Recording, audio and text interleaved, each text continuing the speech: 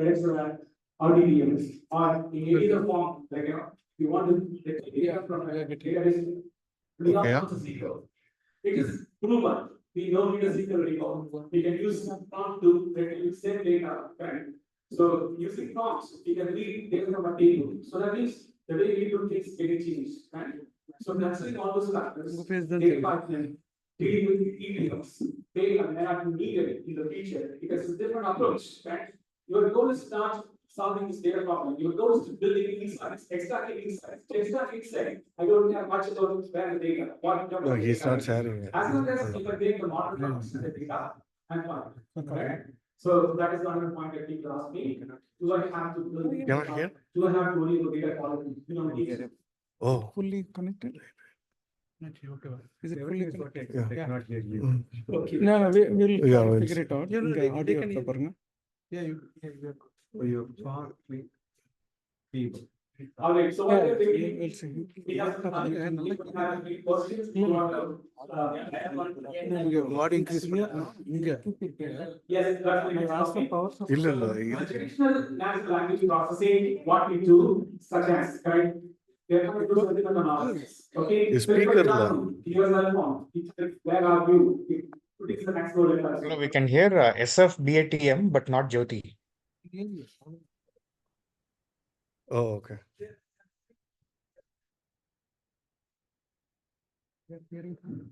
So the traditional natural language processing, it is Audio. limited in scope. The audio when on it is large text.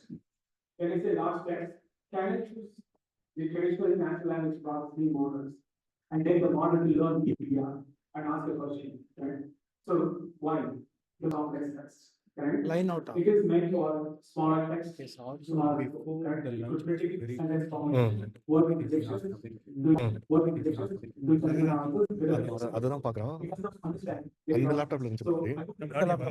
I அது வந்து பழைய அந்த session record ஆயிட்டு close பண்ணிட்டாங்க யாரும்.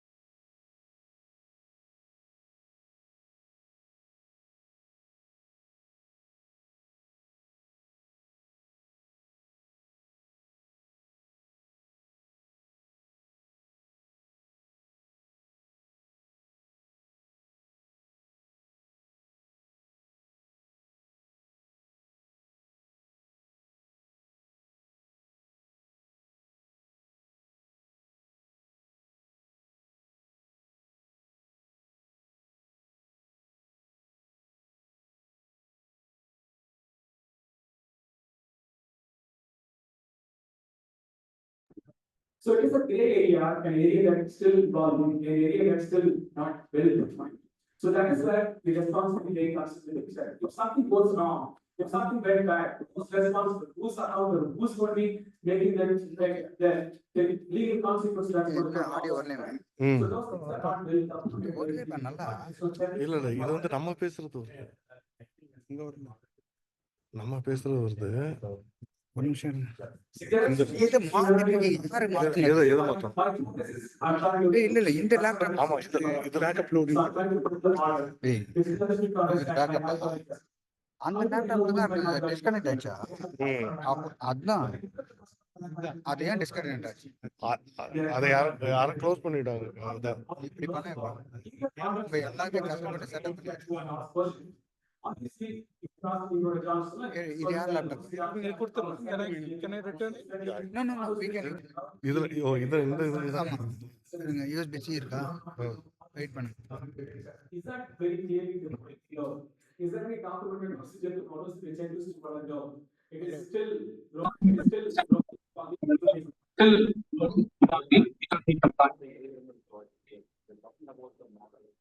Hello? இருங்க, Zoom. பேசலாம், இன்னும் பேசல. Zoom users, can you hear us? Jothi. Hey, we cannot hear Jyoti's voice, okay? So can you please fix it quicker, okay? So we are all waiting here to hear from you. Anybody have issues, let me know, I can help. What are the issues? Sure.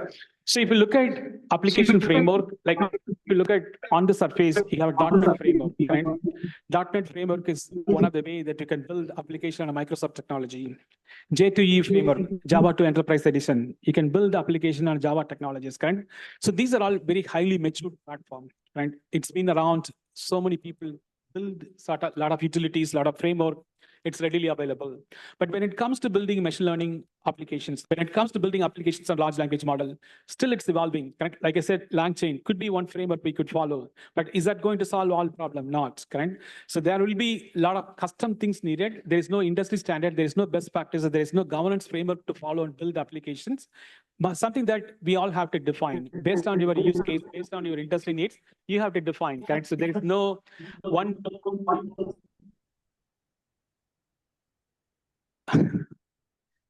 Okay.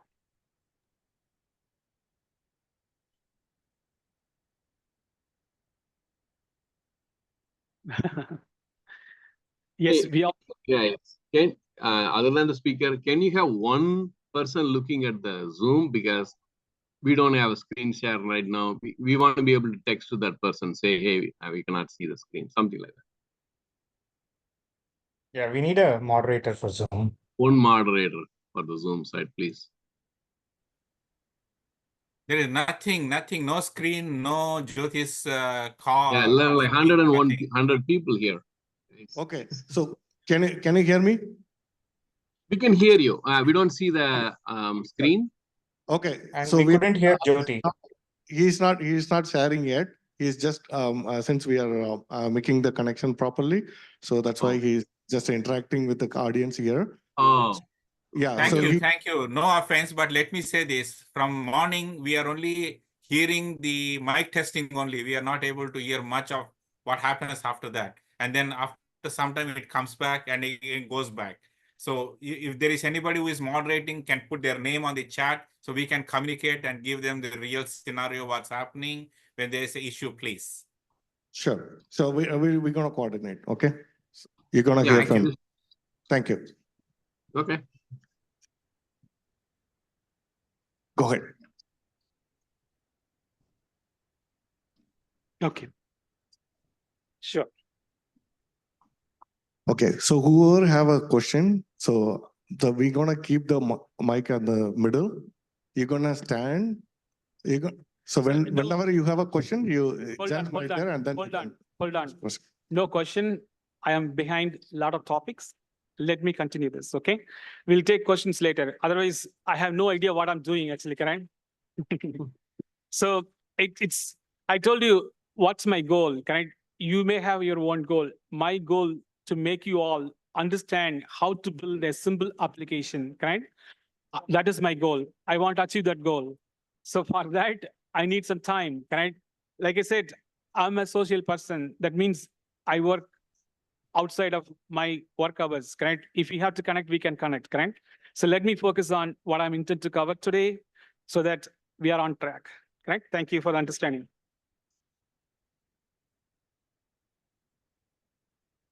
All right. So I hope you are able to see my screen. So this is where we left. I'm continuing from here. So okay.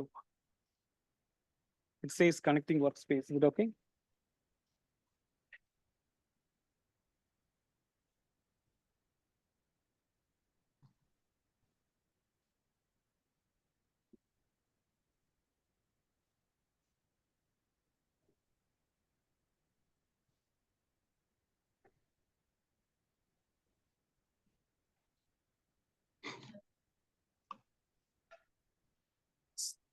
So while we are waiting, think about those two questions that I asked you, correct? From your point of view, what is data science, correct? Second, difference between deep learning and machine learning. I really want to hear the difference between deep learning and machine learning. I do see some of the experts here, either as a student or a working professionals who's in this field, correct? I want to hear from them the difference between deep learning and machine learning. Do not say it's a subset of machine learning. Do not say it's a subset of AI. That's not what answer I wanted. Yes, sir. No, just one line, simple definition, no stories, correct? One definition, define data science. So if somebody asks me chicken biryani, rice with chicken, simple, correct? Data collection, data cleaning, data processing, data algorithm, whatever it is, it's an art, it is a study of completely understanding about the data, how to clean data and present that data study. It doesn't convince me. It doesn't convince me. Yes. No, nothing to do with the statistics. Let me tell you, in a simple plain English, correct? Apply science on data, extract insights, that's all, correct? Traditionally, we build reports, okay? Here, I'm not building reports. I'm applying machine learning technique, correct? So that's what I said, apply science on data. What kind of science? Decision tree, random forest, logistic regression, neural net. These are all science. Why? It comes on statistics or probability. That's part of science and humanity, correct? Apply science on data, extract insights. That is what data science means. Okay, second, what's the difference between machine learning and deep learning? Who can answer this question while we are trying to figure this out? Please. Oh, it's working now? Okay. All right, let's move on. Let's keep this question. It gives more time for you to think about it, correct? Again, it's not mimicking human or anything, correct? It's a different thing, correct? So we'll come back to that. Good? All right, so the people on the Zoom can hear us? Yeah. Okay, all right, so finally we are in a good spot, perfect. So let's just move forward, okay? Thank you all for, okay. So what I was trying to explain to you, the concept of what I... The recording is, yeah, recording stopped. Yeah, thanks.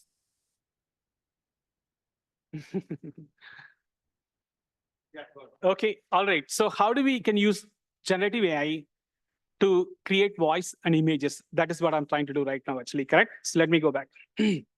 So this demo built for a lot of purposes. It is going to come back again. Example, we talked about prompt techniques, prompt technology templates. So that is one of the topics that for me to cover today. It's going to come there too.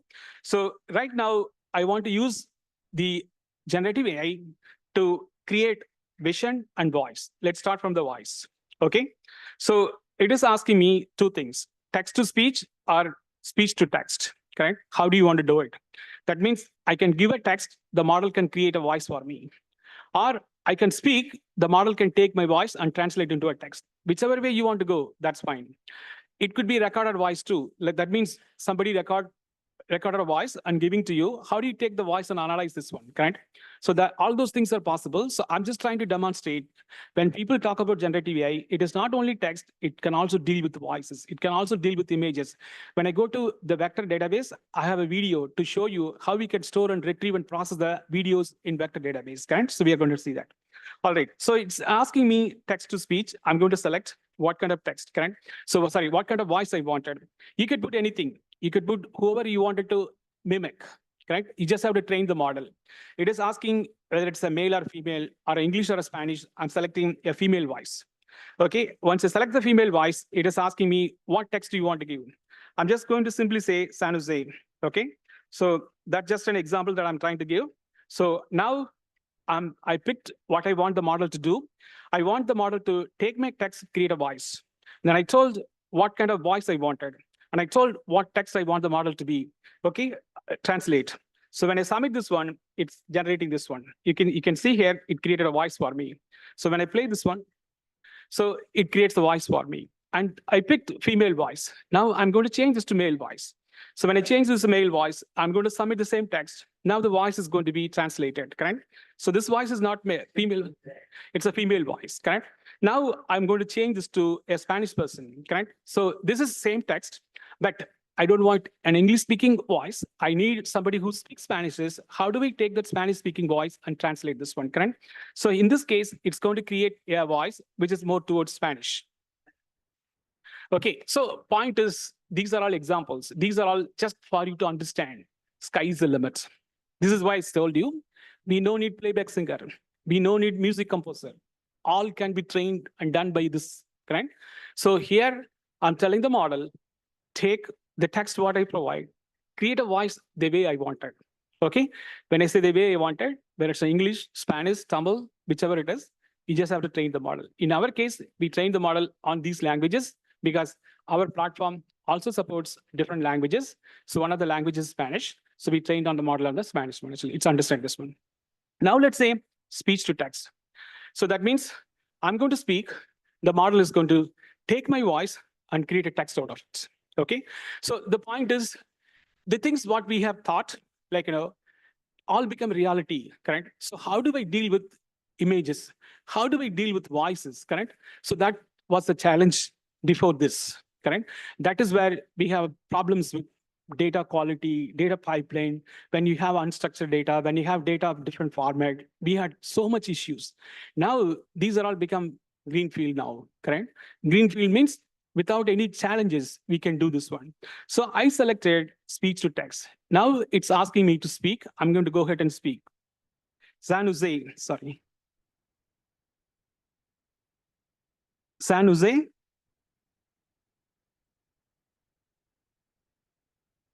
So it took my voice, it created the voice for me. I'll go ahead and play this. If it's not, I'll re-record. San Jose. So this is my voice. Now my intent is take my voice and create a text out of this one. So it's going to create a text based on the voice that has been there actually, correct? So you could see it is not clear. It doesn't understand, correct? It comes back with the different things, correct? So either the model not recognize my voice or the model still needs some kind of optimization, correct? So let me try one more time. I'm going to refresh everything. So I'm going to select the model that I wanted. So I'm going to take voice. So now I don't want text to speech. I want the model to understand my voice. That means live conversation, correct? So when you are dealing with a customer, let's say you are working with a call center, the customer who called speaks a language that you don't understand. Let's say the customer is speaking Spanish. So how do I use this application to do a live translation, correct? It will translate and tell you. So that is what Ajay was talking about. When people goes to DMV, some people could speak Spanish, but the people on the field office, they may not know Spanish, correct? How do you do live translation, correct? That means as and when you speak, it translates into an English, correct? In whatever form that you wanted, correct? Like, so that is what the idea behind. So I'm going to select voice. I'm going to select text to speech. Hopefully this works this time. If it's not, we'll move on. San Jose.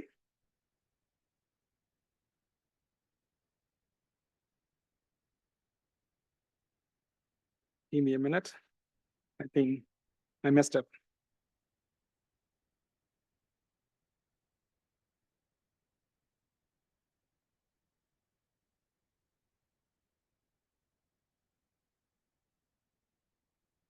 San Jose.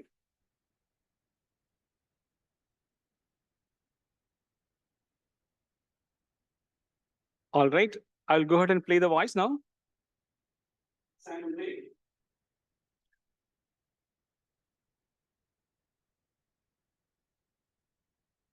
Okay, something close, correct?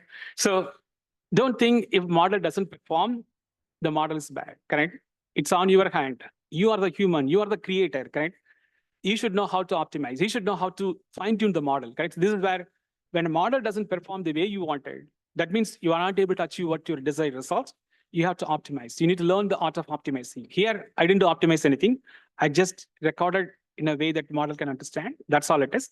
But in the real world, it's different. There could be many problems that we will come across. But the concept in this case, correct? You could work with the model in whatever form you wanted, correct? If you have a text, if you want to translate, take the text and create a voice out of it, it is possible, correct? Or you have a voice, analyze the voice, that is possible too. Okay? Now let's say I don't want voice, I want to create an image. That means I'm expecting to create some visual, graphical images based on the text that what I'm going to provide. So here it is asking the model that I want to use, this model. So this is the model that I'm using in this case. So here I'm going to use the same thing. I'm going to use San Jose. So as an example, city map. So I need the city map of San Jose. So keep in mind, if the model is not trained, it may or may not have enough information to create a city map. So this is where fine-tuning comes into picture, improving the model accuracy comes to picture, correct? So whatever the model knows, because I'm not using my own model. So the model that is selected, it is a different model. So it created an image, or it actually brought something to me to understand what is San Jose all about, correct? So here the point is, correct? If you want to create images using generative AI, you can, any type of images, correct? If an image doesn't came out the way you wanted, you could also fine-tune this images, a model, and then create the image the way you wanted, correct? All right. So the other part, people asked about, can the model write code? Yes, it can write code too.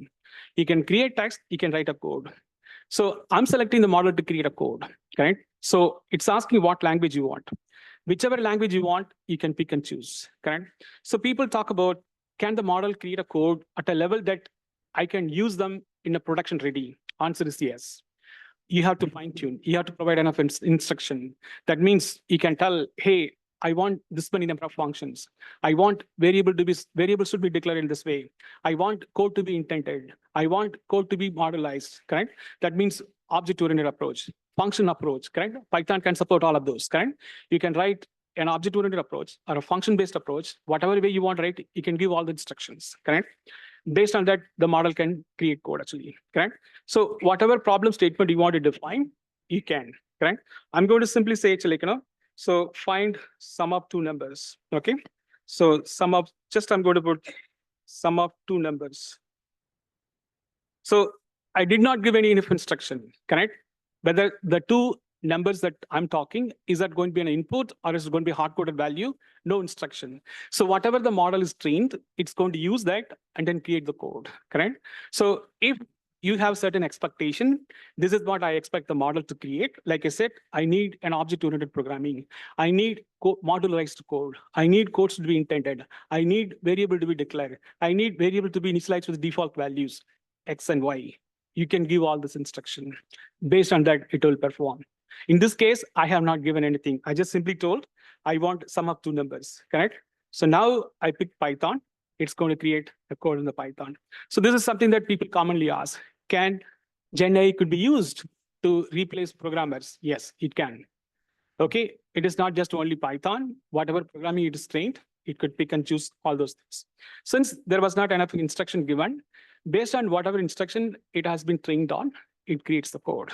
Okay, it creates the code. So all these points all make you understand where we are heading towards in software engineering in our life. Okay, I hope all of us or some of us in technology space, when you're in a technology space, you could understand where we are heading towards. The biggest challenge that we all faced dealing with the data. Now that's no longer the case, correct? We cannot simply say, I have a data problem, correct? This can deal any type of data, okay? This can deal any type of data. So it is a different approach than what we have seen in our life. I just want to make sure you all understand with the live examples, how does it work, correct? On our day-to-day technology space. Right, move on.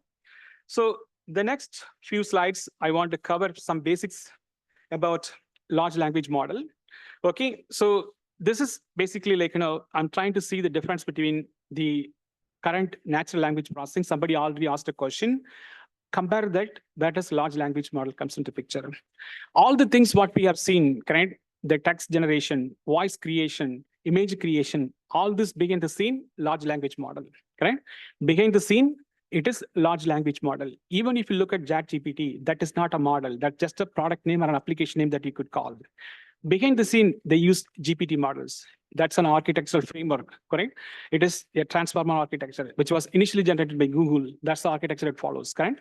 So the point is, there is a difference between what we do in the traditional natural language processing in large language model. Traditional natural language processing, more simple things, such as predicting next word of the sentence, doing sentiment analysis, very basic things around limited text, correct? But large language model is not that way, correct? It's slightly different approach. It's trained, it's a base model. It trained like, very much publicly available, any data that we could all imagine. It has billions of parameters that have already been trained. What is parameter? It is nothing but memory knowledge, correct? When I say memory knowledge, whatever the model that remembers, it is there in the memory. That is what parameters is all about, correct? So people talk about fine-tuning parameters or hyperparameters. What is this? It is nothing. It's not a rocket science. It is nothing but the knowledge base of the model, that what it sits in the memory of the model, correct? That's all it is, correct? So if you look at traditional machine learning model or natural language processing model, the number of parameters what the model has in this memory, it's limited compared to what the large language model could do, correct?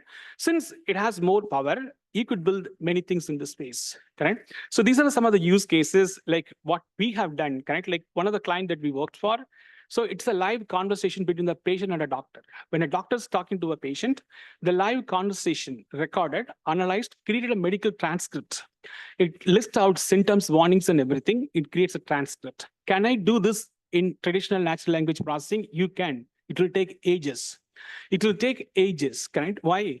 It does not have a base. You have to build everything from the scratch, such as understanding language model, correct? Understanding basic about the languages, correct? Like, so dialogue flow, correct? All these things, the natural language processing traditional one does not know, but large language model does actually. So next is getting the context, okay? When I say context means when you're speaking, like I told you, correct? So I'm in a conversation with Raja. So I'm telling morning 9 o'clock, I called him and told him certain things. Again, I'm calling at 3 o'clock talking to him. So whatever I spoke in the morning 9 o'clock, I'm going to reference at 3 o'clock. That's a context based, correct? I'm referencing the context. How do we make the model to know the context? Can that be done in a traditional natural language processing? It is not, correct? So that doesn't understand the context. When you are dealing with a large language model, if you are in a conversational state, like let's say you are a customer support agent, a customer conversation could go 10 minutes, 15 minutes, 30 minutes, correct? The customer within the 30 minutes can reference anything. So how do you maintain this conversational state, correct? So that is most important in any conversational intelligence, correct? That is why it's called conversational intelligence. So that is not the case in the traditional natural language processing. So in large language model, you have the conversational state, you can maintain the context of the conversation, you can go back and reference these things, correct?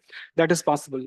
So in terms of other works, like, so things, these are all some use cases, what we have done, work order analysis. That means when it is a utility company, so this company sent worker to the field office. Let's say if a transformer is broke due to heavy weather, the technician goes and then fix the transformer, then comes and writes notes in the handwritten documents.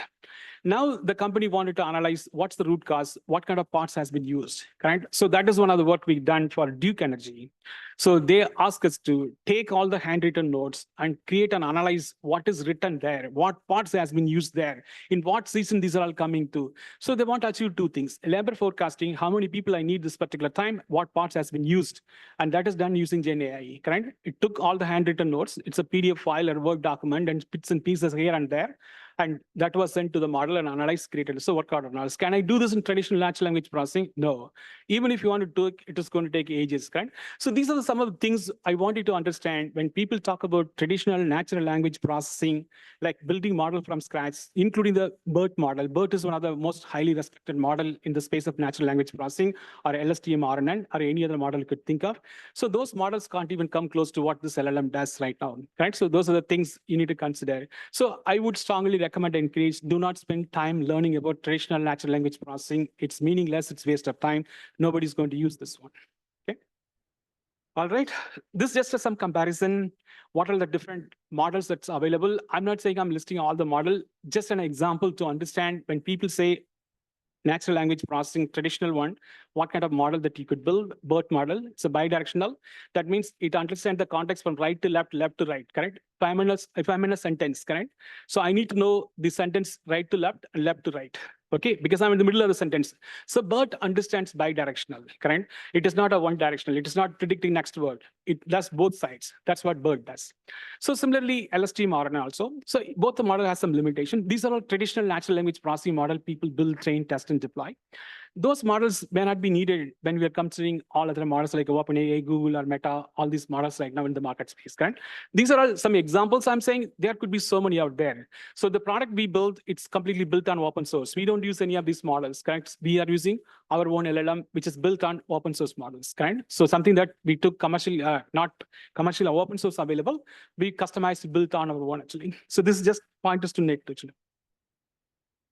I'm sorry. We use several models actually. It's not a one model actually. So I can share with you the details that what you wanted actually. So it is not just one model. We use many models. That's because we want to see which one is perform well, and then we customize that one actually. Okay, so this is another topic. People also talk about RAG, retrieval augmented generation. So your actual exercise tomorrow, it is based on this. I wanted to build a multi-model RAG. So this RAG that what you're looking at, it's text-based, okay? But I do want to work with the model, both image, voice, and text. It is just an FYI. So if you want to build applications, what you have seen, you could use RAG, which is basically a type of a, I would say like an augmented way to work with large language model, kind.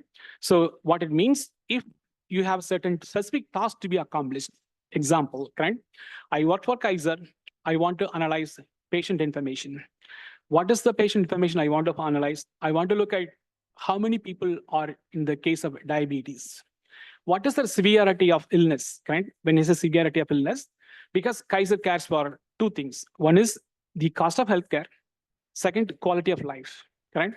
These are not written statement, correct? When it's a written statement means I cannot go and read some book or somewhere, this is the cost of healthcare, or this is the quality of life. You have to analyze each and every patient. That is big deal, okay? Why it is big deal? It's an 8 million population. We are talking about taking 8 million people, analyzing who has diabetes, the severity of illness, quality of care. How could I do? Can I use GenAI for this? Yes. How do I use Kaiser data there? It is very sensitive, correct? It has a patient demographic information. It has a lot of privacy. It has a HIPAA compliance.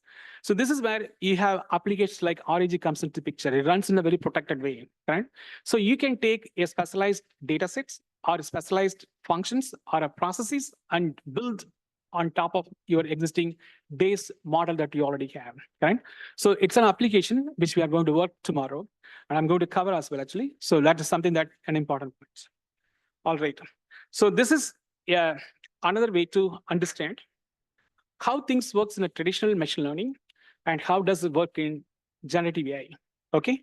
So even if you wanted to go into the space of generative AI, I would strongly recommend you must understand the basics of machine learning, the basics of artificial intelligence before you go to Gen AI.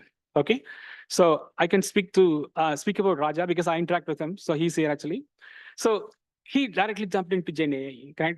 So he's founder and CEO of startup company. So he wanted to understand Gen AI. So he started Gen AI, but he doesn't have a prior experience on machine learning or artificial intelligence, correct? So he can speak more, but I can tell it would be difficult for you to understand the core concept of Gen AI. Okay, reason, there is a lot of foundational skills you need in order to understand machine learning, data science, or artificial intelligence, correct? So the point what I'm trying to say, even if you want to go and learn generative AI, there are some amount of basic skill you need to understand about artificial intelligence, machine learning. That is must. Without, if you're directly going into Gen AI, you are shooting in a dark. You have no idea where this is going, correct? You may not know the fundamentals, correct? People talk about such as gradient descent. No idea. Okay, what is weight? What is bias? What is input layer, output layer, hidden layer, forward propagation, backward propagation? We have no idea, correct? So having some basics really important, okay? So that is what I'm trying to say here. There is a difference between the way things are happening in the traditional machine learning world than Gen AI.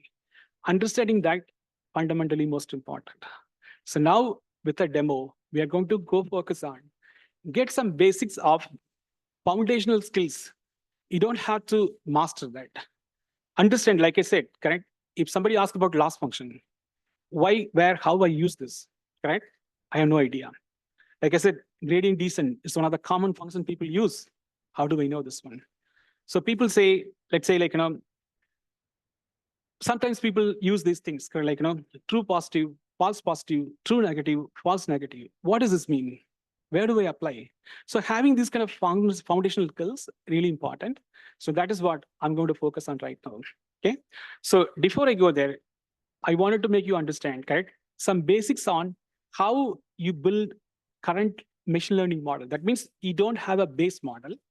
When you don't have a base model, that means we don't have a pre-trained model. If we have to build something from scratch, what is involved, correct? So that is what we are going to look at right now. All right.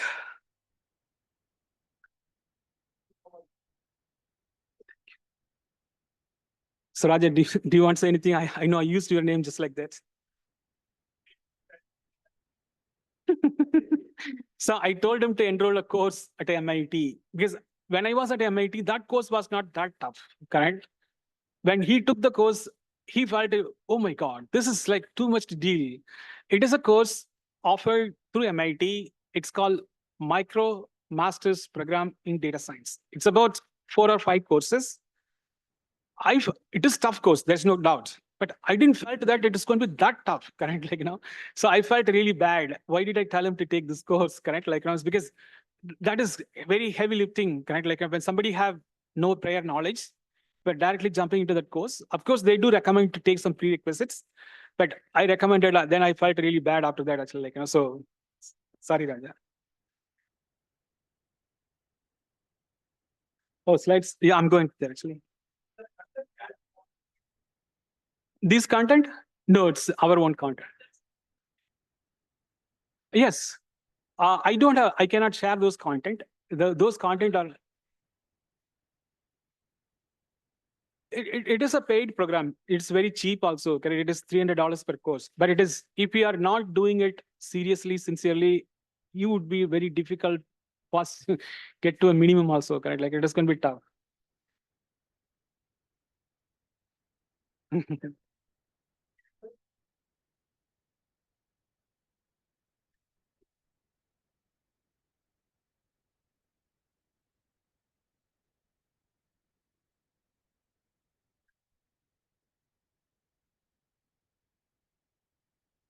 All right. So this demo covers many things, but I'm not going to go all of those. This also covers explainable AI, and this also covers the ethical principle that what we talked about. Like somebody asked me the question in the morning, how do you know whether the model is not biased?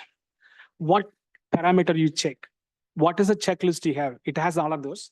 I'm just going to focus on very basic things before I go into the actual concept.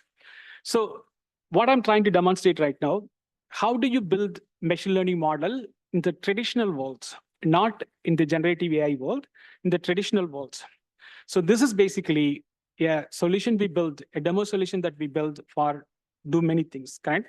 So like I said, it takes care explainable AI.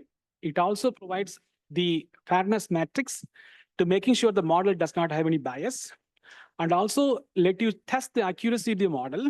A lot of different functions there. It is a very simple common example. I'm sure all of you heard about customer churn, correct? So company like Costco, okay, Sam's Club, they have paid subscriptions. That means to become a member, you have to pay for it. They have started seeing the members are churning out. That means they're not extending their subscription. They're going to not paying this one. So that is going down. They wanted to understand what is the root cause? Why does these customers are churning out? Reason being, when a customer churns out, it is a drop in revenue. You're going to lose your revenue. When revenue goes down, obviously you have problem in your operating expenses, correct? So they want to do this kind of analysis. That is how it's done. It is done for a company called Cintas. So this is for a company who supplies uniforms and things like that, correct? It's called Cintas. So they ask us, this is a long time back. This was my first project, I would say 2018 or 19 timeframe, correct? So I just using this example. So just to show you something very basic, how you could build, correct? So here it's asking me to select the model that I want to build. So any model is fine. So keep in mind, these models are not GPT-based architecture. These are the models that something that I'm building from scratch. At this point, the model does not have any knowledge about what I'm going to do, correct? Who's the customer, why they are churning, what the reason behind, none. It is a blank model. This model does not have any insights about customer churn. But if you look at other way, the LLM, GPT model, it is publicly available data has been trained. It has some base knowledge. You are not starting from scratch. You are not something that like I'm building without any base knowledge. So this has a base knowledge you are building on top of it. So I'm selecting any model is fine, simply logistic regression. So now it is asking me, give me a training data. That means at this point, the model have no knowledge about anything on customer churn, anything on customer churn. I'm making the model to learn from the data set. So this is called training data. So there are key things important for you to understand. What is future, what is label, okay? So this is also different people have different view on it. I will explain in a simple way that you could understand. So this is a model that we built for this purpose. So this is basically, I have a training data sets and test data sets. So I have a training data. When I select this one, you can see what it's listing here. It is listing all the data that I have it in the file. You can see customer ID, age, gender, so and so. So if you could scroll at the bottom, you can see the bottom, okay? So there is the last column. This is basically an instruction to the model. Customer who has these features. Features are nothing but a characteristic or a behavior of a customer. So these customers are churning out, yes or no. 1 means yes, 0 means no, you could define vice versa, correct? So whatever way, so I'm telling model, do this, correct? What I'm telling the model, take this input, learn and understand who's churning, who's not churning. This does not require in LLM case. You'll never do this one. If at all needed, that's a big deal. That is a big deal. It needs more computation. It need more infrastructure, right? So this is why tools like RAG, tools like fine-tuning, tools like optimizing model comes into picture, correct? So here, I'm not doing any of those things. I'm taking a raw data and making the model to learn and understand the features that is involved. How do I know what feature? This is where explainable AI comes into picture. The model explains, out of all the feature, I pick these features. It tells you the importance of the feature. Of course, there are certain techniques that you could use, but I'm just trying to say on the surface, correct? When you're building traditional machine learning model, you have to instruct the model. You can treat model like a function, like a classifier. What it does, it takes the input and produces an output. In order to produce the output, I have to give instruction to the model. How do I give the instruction to the model? Through data. So this data that what I'm presenting in front of you used for training the model. In this training data, since it is a simple supervised machine learning, it has to have a label. That is why if you see a lot of people talk, creating label data is a big deal. How much you create label data, it is massive effort. It is massive effort. I'm talking real world. Learning purpose, you could do just like that. If you're dealing with a complex problem, real world problem, it's not that easy, correct? So the last column, what you see here, churn, yes or no, that is the label. All other column is the feature, correct? I may not need all the feature. I can include, exclude the feature that I wanted. How do I know these things? This is where business knowledge comes into picture. Understanding business is most important in this case, correct? So now I have a data set where I'm telling the model, take this input, learn from there, and tell me when I give a test data. So now I'm going to say, this is my training data. I'm going to choose what's my test data. This is my test data. I'm selecting the test data. So it is up to me, whatever ratio it is, actually. I don't know how much it is. It's been a while. I'm just using this one, actually. So it's not recently built. Like I said, 2018, we built this one. So it could be 70-30, it could be 90-80-20, it could be any ratio. So those are all things I don't remember. So here, the point to note, actually, if you could see the last column, I don't have the label. What I expect the model to predict the label. The last column that what you see here, actually, it is not a churn. In the prior data, you see the last column, that is a churn. Okay, in the prior data, last column is the churn. That is the training data. In the test data, I don't have the label. That is what I expect the model to be predicted. This you don't have to do in generative AI case. You are not telling the model to learn the label. You are not telling the model to understand the feature. It already has base knowledge. It already understands things how it happens, correct? I'm directly jumping in, testing the model. So now I have training data and test data. Like he said, I'm telling the model, take this and work on it. The ratio could be 70-30. That means out of 100 record, 70 record used for training, remaining 30 record used for testing. The training data model already knows, the test data model doesn't know anything. And that is what we are going to do this one. So I said, go ahead and train and test the model. So once I test the model comes back with a label. That means it tells these customers are going to churn or this customer not going to churn, correct? So if compare side by side, none of the steps required in Gen AI case. We don't need to do all these things. So that is why I said, when people studying data science, people studying traditional AI, these things, maybe they have to reconsider, correct? May have to reconsider. If you see the last column, this tells the churn column.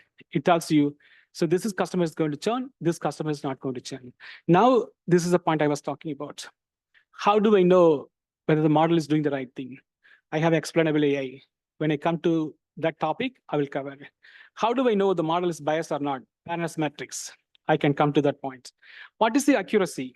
Okay, this is what I was talking about, the confusion matrix, correct? So true, false, true, negative, false, false, negative, false, false, correct?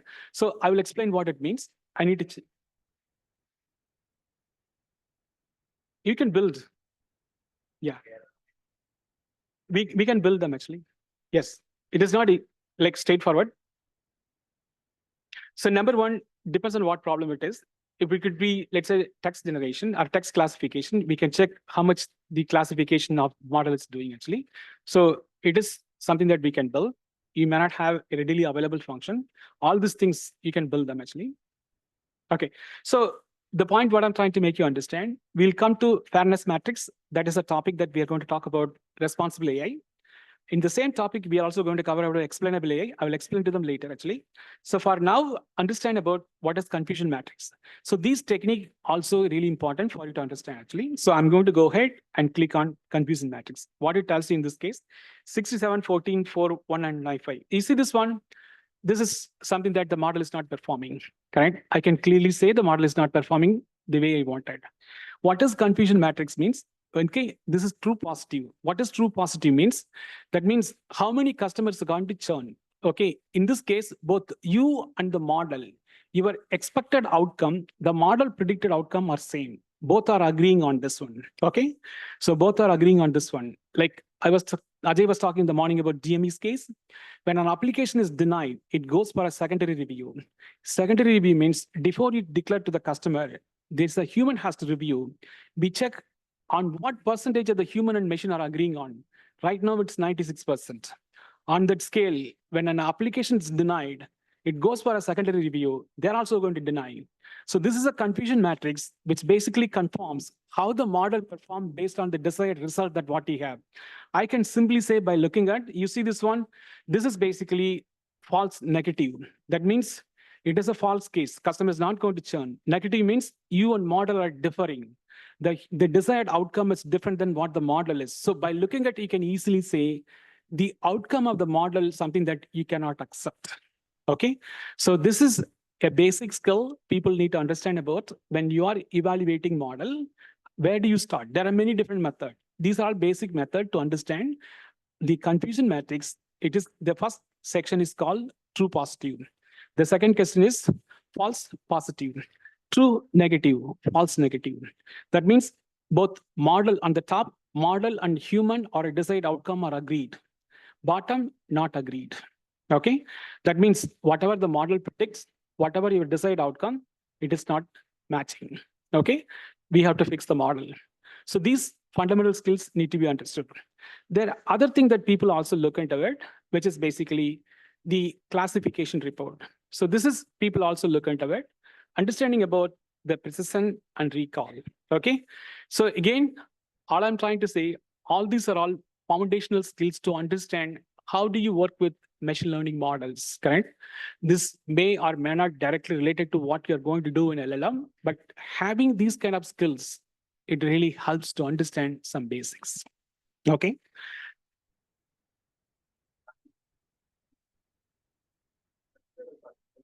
So again, unstructured data also, ultimately it is converted into an embedding, correct? So it transform into a vector form, vector to a word embedding. It has all numerical representation, which I'm going to demo that as well. Okay, so when we go to vector database, I will show that too. How you translate a text into a vector. Vector is nothing but a floating number. How do you take that number, analyze this one? Will not analyze the text by itself. That is meaningless. It's impossible too, correct? So it is going to be very difficult to even deal such things, correct? So that is why we translate that into a text and analyze the text from there, actually, correct? So I will show that one. So this is another way to measure how its model is performing, actually. So this is basically called classification report. The next is accuracy, correct? And what level of accuracy? It says 99%, but I don't believe in these things, correct? So right now, by looking at this one, I can say the model is not performing the way I wanted, actually, correct? So how do we fix these things? Okay, so to fix all these things, we need to have some basic skills, okay? So that is what we wanted to tackle right now, actually, okay? All right, so we will cover for another, maybe we can take a break at 3 o'clock, is it okay? Okay. No, I selected logistic regression. Yeah, so on the top, I have logistic regression. So if any model you want to build, that's fine.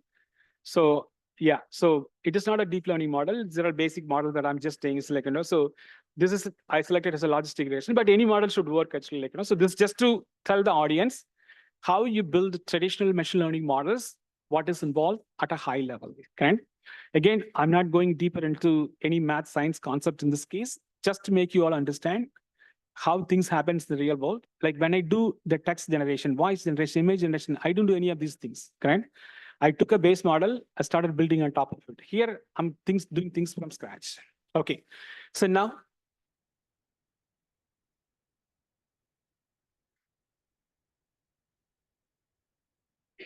which slide? Okay.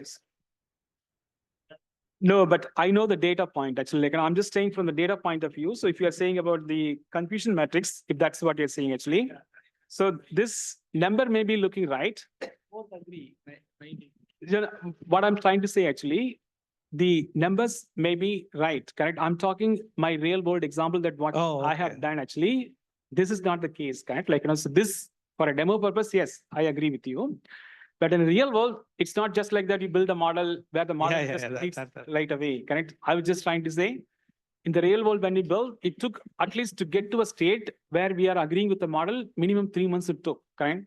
So changing all the different values, parameters, and then multiple iteration and all the things that is involved, it took a lot of time actually. So here, one click happened everything, correct?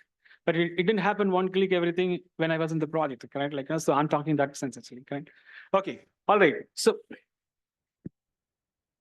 say it again. So it varies use case by use cases actually, correct? It is not a black and white answer where you say, like, for example, currently we are doing a fraud investigation, correct? When I say fraud investigation, so let's say you go to a state agency, the state agency paying, like customer paying for the state agency, what the internal employees are doing, the internal employees hold the transaction on pending. Let's say you are coming and paying $500 for a service to the state agency. Another customer coming and paying to service in a credit card, you paid cash.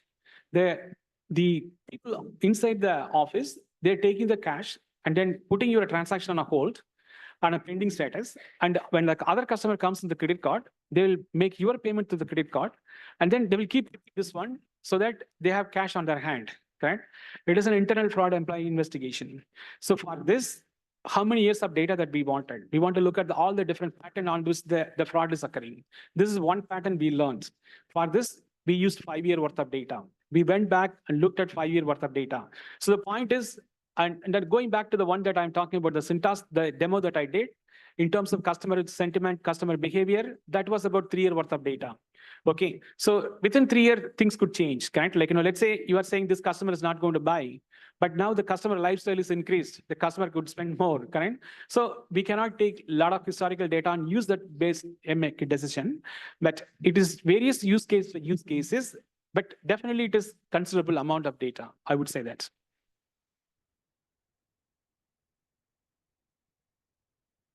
I told the accuracy score about 99% or something, correct? Like is it? I was referring back to the real world scenario actually. In this case, it's a subset of the data that I'm using, so that could be fine. Let's move on actually. Okay, So the next thing what I wanted to cover actually, like, so I think this kind of gives you an idea how things works, like, in the traditional way of building machine learning models. Now we have to understand some basics on building these things, right? Which is fundamentally most important. When people say supervised machine learning, when people say unsupervised machine learning, when people say reinforcement learning, what it means to you, right? So when people say classification, when people say regression, clustering, association, what this means to us. So we have to have some base knowledge about all those things. That's what I'm going to focus on very quickly for the up to the point before we go to break. All right. Give me 1 minute. I'm just going to go to the slides.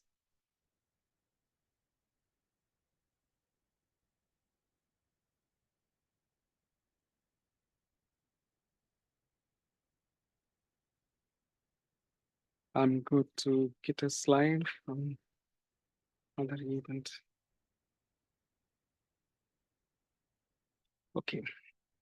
So this is just, we quickly run this through. We don't have to go all the things like, here.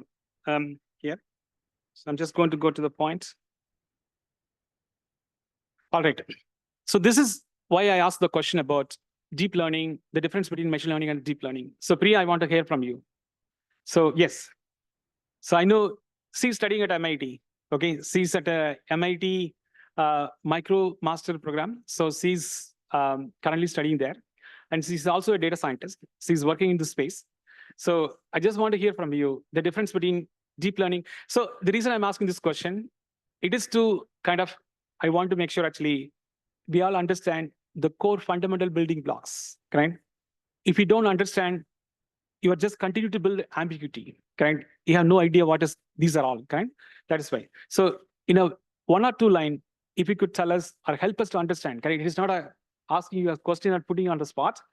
It is for the audience to get to know from your point of view, what is the difference between deep learning and machine learning?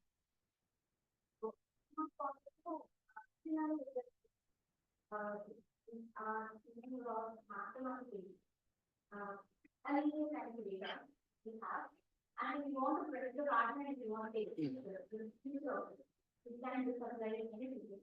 Mathematically, we can do it. But if you want to make that mathematical decision, learn by the technical, that's learning. But these learning is an advanced version of learning. I should say it's not everywhere, but it's an advanced version where those patterns are learned by the technical. So, each thing is I think about, take the regression and model, you just go to regression model. But in deep learning, we don't know the kind, not regression or something. Just do maybe put multiple regression on top of each other. Sure. Thank you. Ramesh. So I know Ramesh is studying right now machine learning courses, not putting you on a spot. I want to really make you understand, correct? Like, so just to produce what you learned, correct? Tell us from your point of view, the difference between machine learning and deep learning. No right or wrong answer, nothing to worry about it. We are just sharing our experience. That's how it is. It's an experience sharing. That's fine. Tell us what you know about machine learning.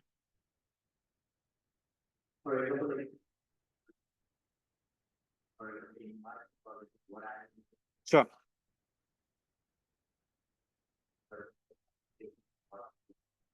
Mm-hmm. Mm-hmm.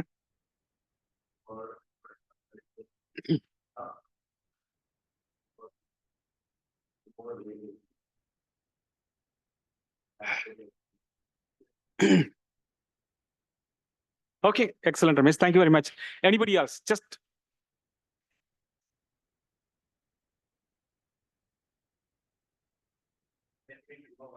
again, there's no right or wrong answer, correct? It is just a point of view. Point of view is what do you think about it, correct? There's no right or wrong answer. You don't have to worry about anything, correct? I am your friend. You are my friend. We are always friends, correct? You don't have to worry about anything of that kind. Just point of view. Yes, sir. I can do that. The process will make the machine learn. Excellent. Comes to deep learn, the machine learning Something very close. Thank you. Okay, so So, yeah, my experience, so machine learning, for example, you have data, right? So you wanted to identify the patterns, right, with available data, and then create a template. So that you can forecast about the future. So with identifying the current pattern, you are going to forecast something what is going to be in the future. So that is a machine learning algorithm. Okay. So All right. deep learning is like where you are using the neural network, which is more complicated, right? Where your model is going to train the future model. Sure. Yes, we are all right, correct? Nobody's wrong here. We are all 100% correct on whatever we know, correct? And whatever we know, there's no question, we are all correct. But machine learning, it's an abstract word. It's mean nothing. It's mean nothing. What I'm saying, you go to a restaurant. When you go to the restaurant, I'm asking the server, give me a biryani. What would be the next question to the server to me? Exactly what kind of biryani? Where's a chicken biryani, mutton biryani? Why does the server asking this question? When I say biryani, it doesn't have any ingredients. It's just an abstract word. It's a terminology we are using, correct? So there is no specific ingredients that used to build this biryani. But when I say chicken biryani, it's a special ingredients that's been used.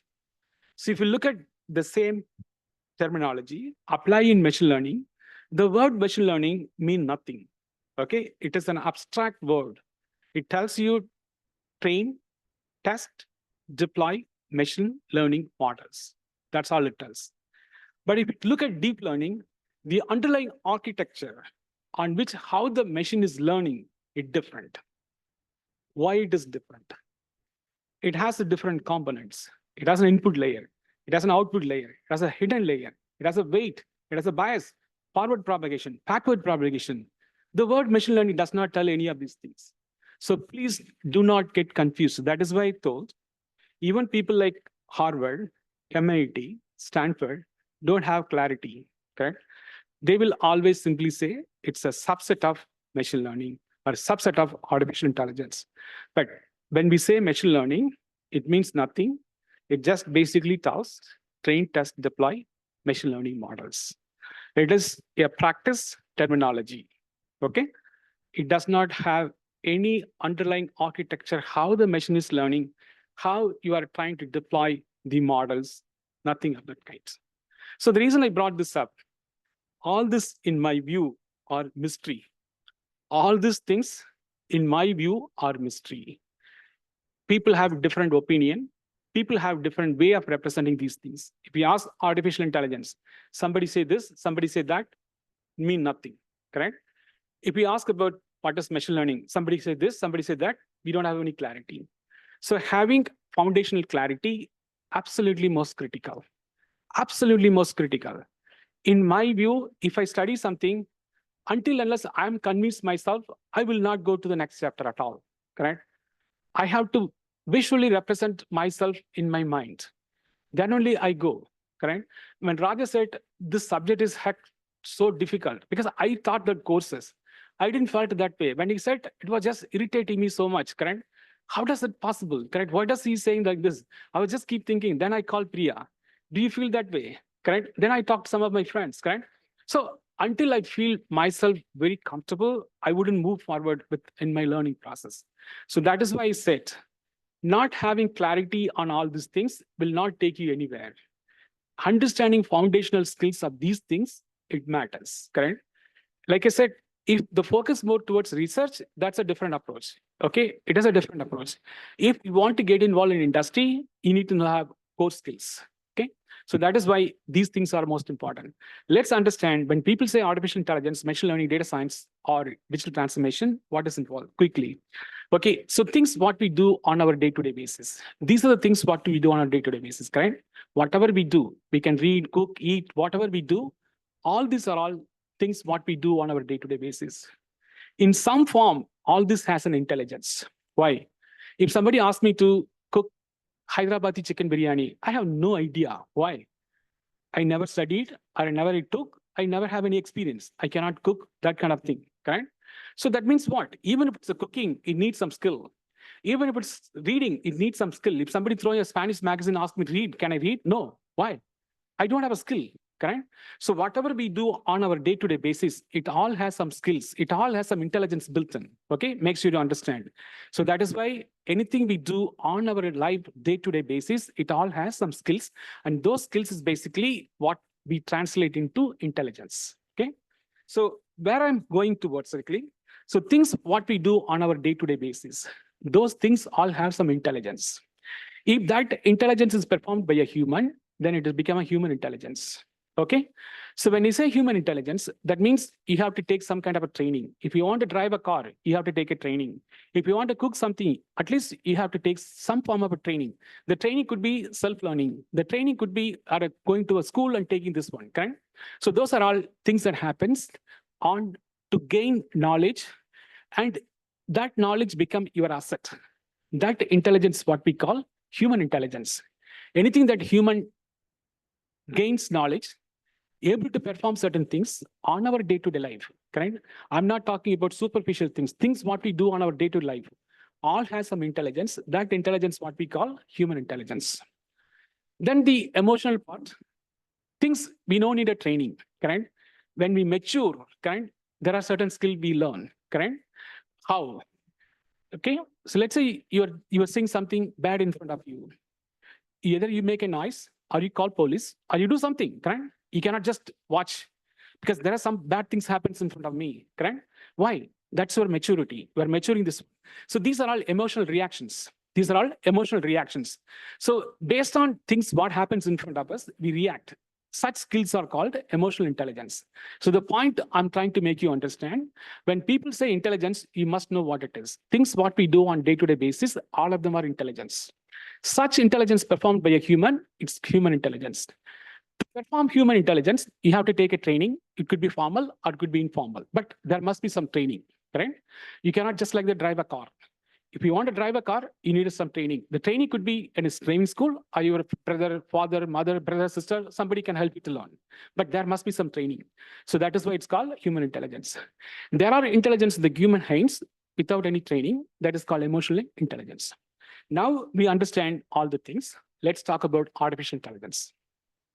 Artificial intelligence, finding an alternate, substitute, replacement for all of these things. Okay. So I'm saying I'm not dependent on a human. I need an alternate. I need a substitute. I need a replacement. So this is what people are intended to achieve through artificial intelligence. What it means, you must find an alternate, substitute, replacement for human intelligence. Whatever the human does, you find an alternate. You find a substitute or replacement. So this is by definition, when people say artificial intelligence, what it means. So this is what I wanted to convey to you.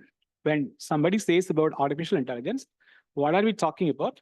We are talking about finding alternate, substitute, replacement for anything that a human does. Okay, so I'm just checking also time. So we have 6 more minutes. Okay, so this is by definition. But how does it work in reality?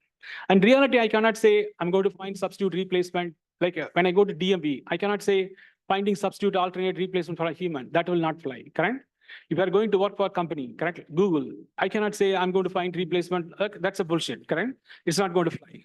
How does it work in reality? So that is where these things comes into picture, sorry. So these things.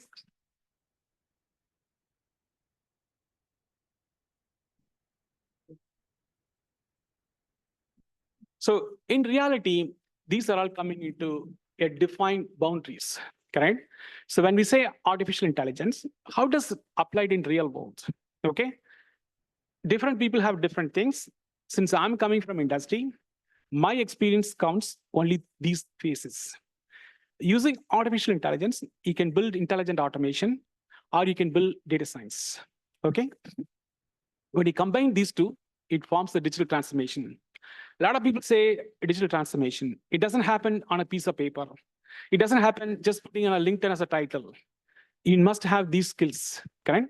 You must have these skills. You should understand about building intelligent automation. You also understand about data science. So the point is, how do you take artificial intelligence concept, solve industry problems?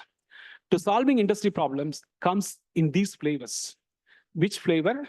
You build intelligent automation, or you build data science, you build digital transformation, which is a combination of these two. So let's take an example, Uber or a DoorDash. Let's take an example, Uber. It's a digital, full-scale digital platform. What it means, where you want to pick up, where you want to drop off, that's it. Rest all the platform takes care by itself, correct? It processes your credit card. It's a transaction, okay? It's a digital, correct? So it calculates the cost, what it is involved. That's a forecast. The time it's delayed, it's a forecast. It's the data science, correct? So if you look at here, the automation is an intelligent automation, which is basically a human-less automation. It's an automation happens on the fly based on whatever the amount has been calculated. So that is called intelligent automation. The forecasting it does, how much cost is going to take, the time it takes, the data science. When you combine these things, it really forms a digital transformation, correct? So that is why I said a lot of people write on a piece of paper, say, I do digital transformation. That's a bullshit, correct? That's not how it works in the real world, correct? Maybe you could put as a title, I'm a digital transformation leader, this and that. No, there's no manual here. There's no manual here, actually. Any digital transformation involves these two for sure, for sure. No matter what kind of digital transformation you do, no matter what you do, correct? Whether it's a healthcare company, oil and gas company, any company, it does involve these things, correct? All right. So the point is, how do you apply artificial intelligence in real world? Only these three forms. If anybody talks anything beyond, please ignore, it's nonsense. It has no meaning in real world, correct? It is absolutely nonsense. It has no meaning. That is why I said academic concept is different, real world is different. In real world, if you want to apply artificial intelligence, you must build an intelligent automation, or you must build a digital transformation, or it could be a data science, correct? These are the practices or solutions you could build out of artificial intelligence. All right, yes.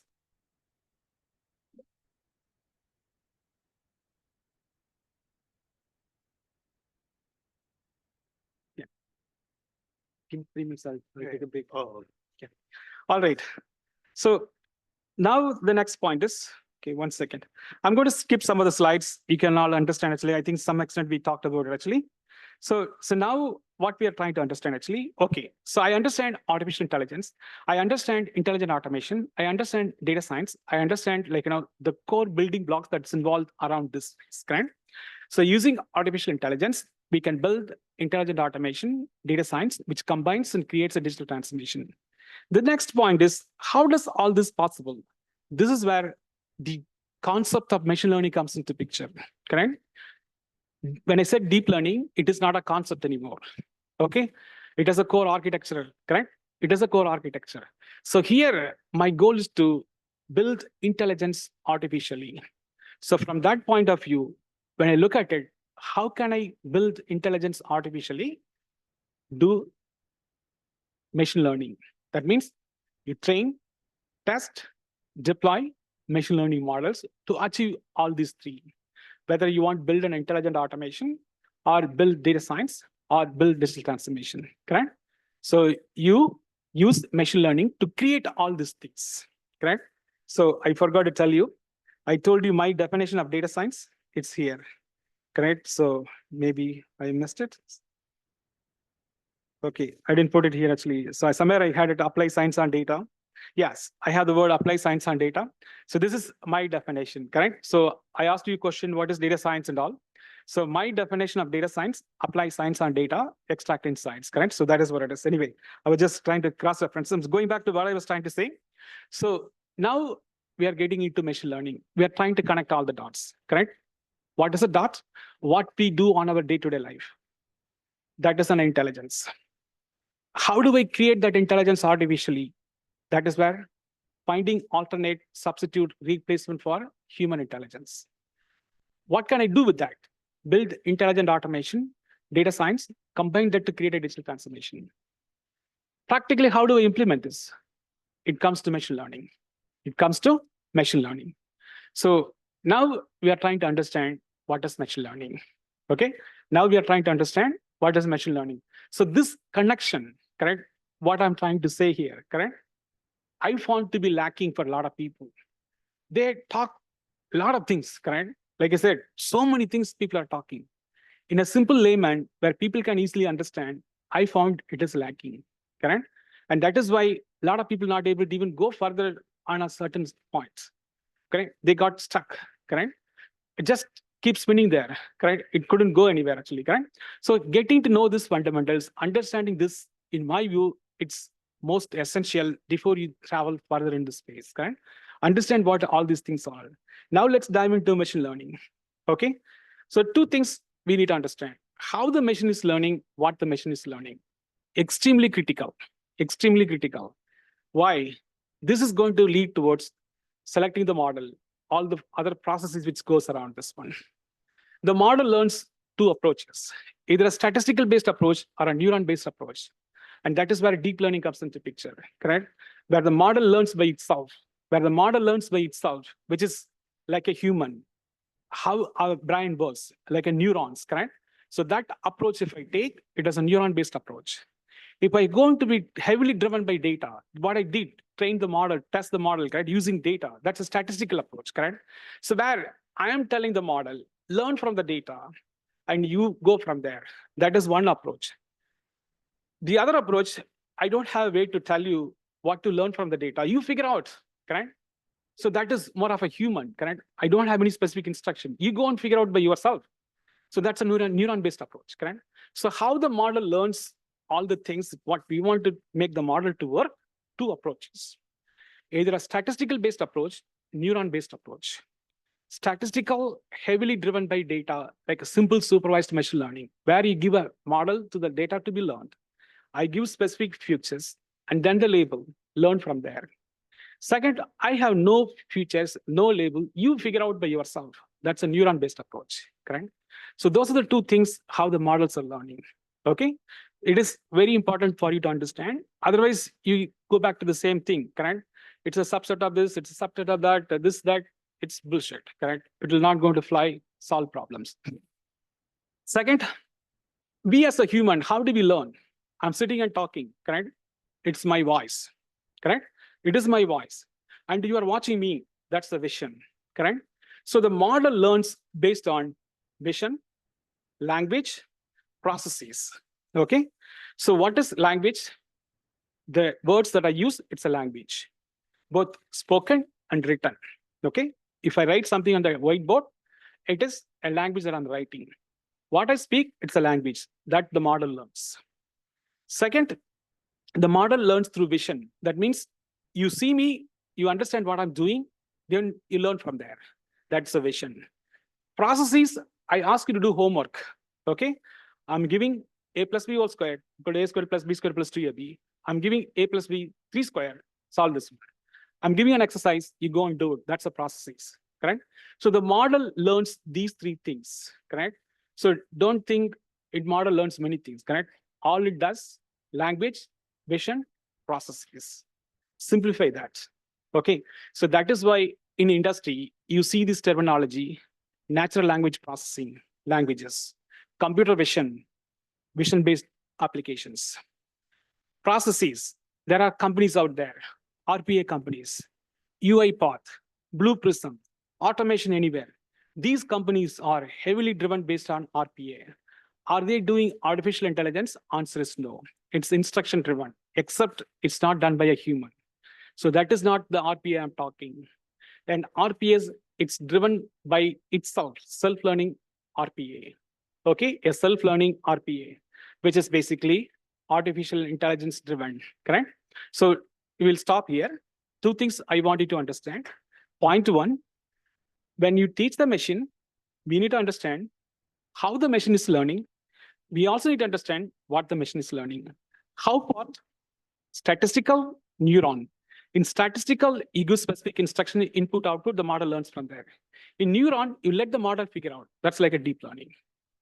In this process, what is that you're making the model to learn? Language, spoken and written, vision, images, videos, etc.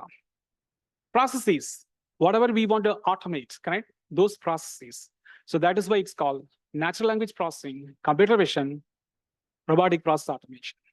Okay? All right. I'm tired. We'll take a break.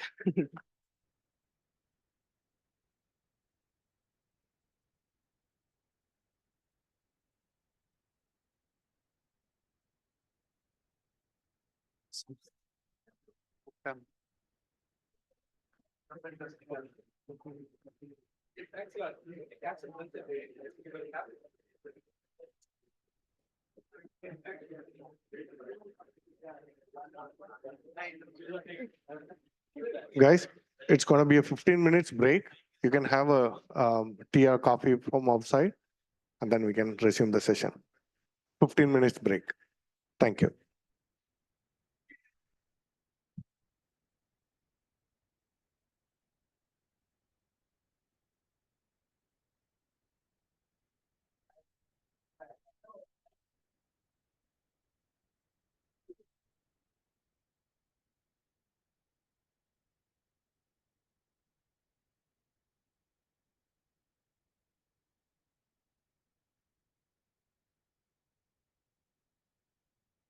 Hello.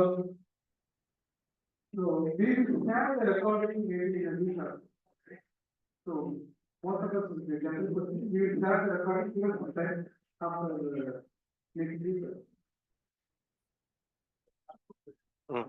presentation mode வந்து இந்த ஆமா. போயிடுச்சு. அதுதான் பாக்குறேன். So actually ஸ்டைல்ல நீங்க போனீங்கன்னா அவரோட இதுல அது பிரசன்ட் பண்ணிட்டு இருக்காருல்ல வேற ஆமா இதுதான் பிரசன்ட் பண்றாங்க. நான் அதான் பாக்குறேன். நீங்க ஆக்சுவலா வந்து இல்ல அதுல வந்து ஸ்கிரீன் லேஅவுட் தான் சூப்பர். இப்போ நீங்க ஷேர் எதுவும் பண்ணல. பண்ணல. You go share. மியூட் பண்ணிடுறீங்களா? எல்லாருக்கும் கேக்குது நீங்க பேசுறது. பிரேக் சொன்னீங்களா 15 மினிட்ஸ் ஜஸ்ட் மியூட் பண்ணுங்க. ஆன்லைன்ல கேக்குது. சொல்லுங்க. ஆன்லைன்ல நீங்க பேசுறது கேக்குது. see if you want to go on mute. Hello, என்ன கொஸ்டின்? Question இல்ல. 15 minutes break. We are able to hear you 15 in minutes the break அப்புறம் ஜாயின் பண்ணோம். நீங்க ஷேர் பண்ணுங்க. இப்போ டெம்பரரி ஷேர் பண்ணுங்க. ஆக்சுவலா என்ன ஜஸ்ட் ஸ்கிரீன் ஷேர்னு கொடுங்க. ஓகே. இப்போ கரெக்டா இருக்கு. அந்த பிரசன்ட் போனப்போ பிரசன்ட்னு கொடுக்குறாருல. பிரசன்ட் கொடுத்தப்போ ஸ்லைட் ஷோ போனப்போ இப்படி வருது இல்ல. இதை வந்து நீங்க இந்த டிஸ்பிளேல டூப்ளிகேட் ஸ்லைட் ஷோ போடுங்க.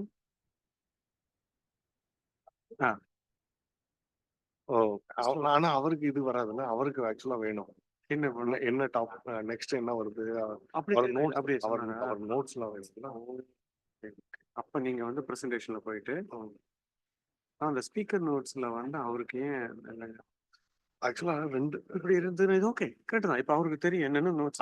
அதுதான் இது ஓகே. பட் நீங்க அந்த அந்த என்னன்னா இப்போ நம்ம ஸ்கிரீன் வந்து இது ஃபுல்லா ஸ்கிரீன் ஷேர் பண்றோம். அதனால அவங்களுக்கும் தெரியுது. ஆனா அது முன்னாடி நல்லா தான் தெரிஞ்சுட்டு. ஆமா, அதுதான் நானும் பாக்குறேன். இது வந்து HDMI கேபிள் பண்ணலன்னா நீங்க சேஞ்ச் எதுவும் பண்ண வேண்டாம். சரி. ஆனா அது எல்லாமே தெரிய ஆரம்பிச்சிருச்சு. ஆமா, இப்போ வருது பாருங்க. இப்போ வருது. ஆக்சுவலா வந்து அந்த ஸ்கிரீன் முன்னாடி வரல. இப்போ வராது. இப்போ போய் பாருங்க வராது.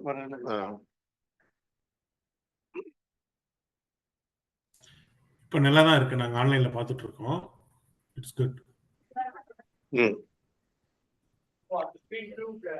ஆக்சுவலா அதனால okay.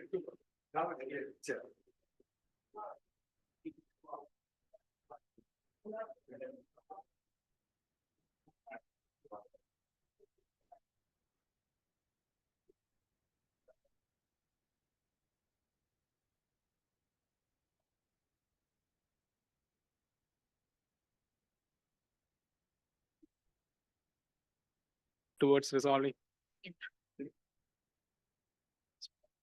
Answer is yes. You can download and work from your home when you have time. Not a problem. Okay.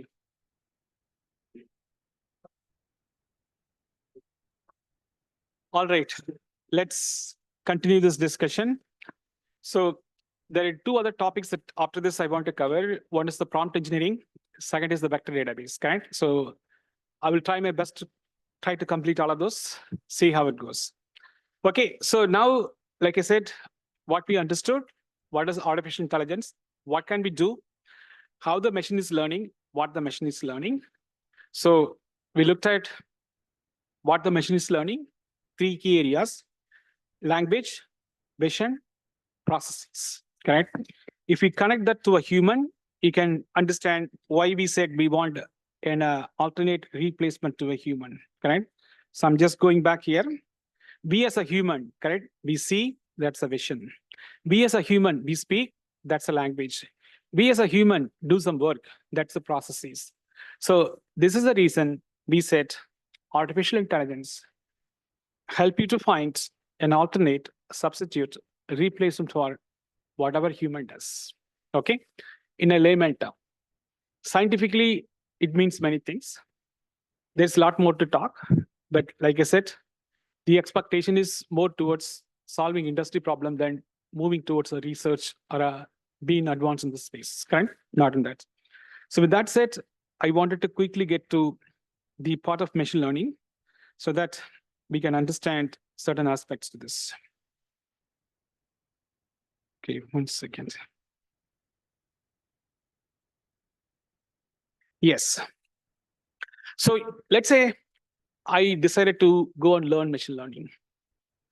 What may be the best place to start? Correct? So like you all told, there's so much out there, correct? I am new. I don't have any idea, but I need a good starting point. What would be the good starting point? Start learning about very simple supervised machine learning. Okay. So this is, I would say, a best place to start if you want to even learn generative AI. Okay. This will help you to learn about the basic building blocks, framework, architecture, things around learning about machine learning. Okay. So what is supervised machine learning? The name itself dictates. The name itself dictates.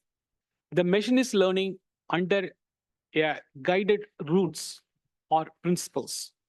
That is why it's called supervised machine learning. What kind of rules the machine follows and learns? Rule number 1, there must be a goal or objective for the model to produce an outcome. That means under supervised machine learning, the model must produce an outcome. Rule number 1. Rule number 2, under supervised machine learning, the model training data must have to have a label. Rule number 3, under supervised machine learning, the model test data should not have the label, and that's what you expect the model to produce. So if this is not provided, then the model will not learn anything. Let's say your training data does not have a label. The model will not learn these things, right? So since there is certain rules to be followed, and the model learns with a guiding principle, and that is the reason it is called a supervised machine learning. So I'm not trying to criticize anybody. If you go and read supervised machine learning through Google or YouTube, you have no idea what they're talking seriously, correct? So these are all simple enough to follow and understand. The reason I bring this to you, use this as a foundation. You go and build on top of it, correct? So the best way to start building simple supervised machine learning, such as either a classification or a regression. If you want to go to classification, implement simple basic things like a decision tree, random forest, logistic regression, so on, so, correct? So we understand when people say supervised machine learning, what it means. Under supervised machine learning, the model learns with the guiding rules, such as the goal to achieve, label and training data, no labeling test data. What kind of problem this solves? Only 2 problems, either a classification or a regression. What is classification? It has a discrete value. That means the model produces a discrete outcome, yes or no, true or false, male or female, boy or girl, pass or fail, correct? So this is a discrete value that you know what you are expecting at the outcome from the model, correct? So it is not a range. It is a predefined set of value that you expect for the model to produce, correct? So that could be in 2 forms, binary, multi-class. Binary means only 2 outcomes. Multi-class means more than 2 outcomes. The model could produce more than 2 outcomes, correct? So these are all fundamentals you must understand before you start learning about a simple supervised machine learning, right? So what kind of problem it solves, such as customer sentiment, this one actually, churn. Is the customer is going to churn out? Yes or no? Yes, the customer will churn. Okay, no, the customer is not going to churn. It's a binary class classification, correct? Because the outcome is binary, yes or no. Yes, the customer will churn. No, the customer will not churn. I applied for a loan. Isn't my application going to be approved or denied? Binary class classification, whether it's going to be approved or denied, correct? So do not think it means always prediction, correct? The outcome is yes or no. It is not a predicted outcome. It is model learns, then based on that, it tells you what I learn, correct? Doesn't mean it always a predictive model. People think, correct?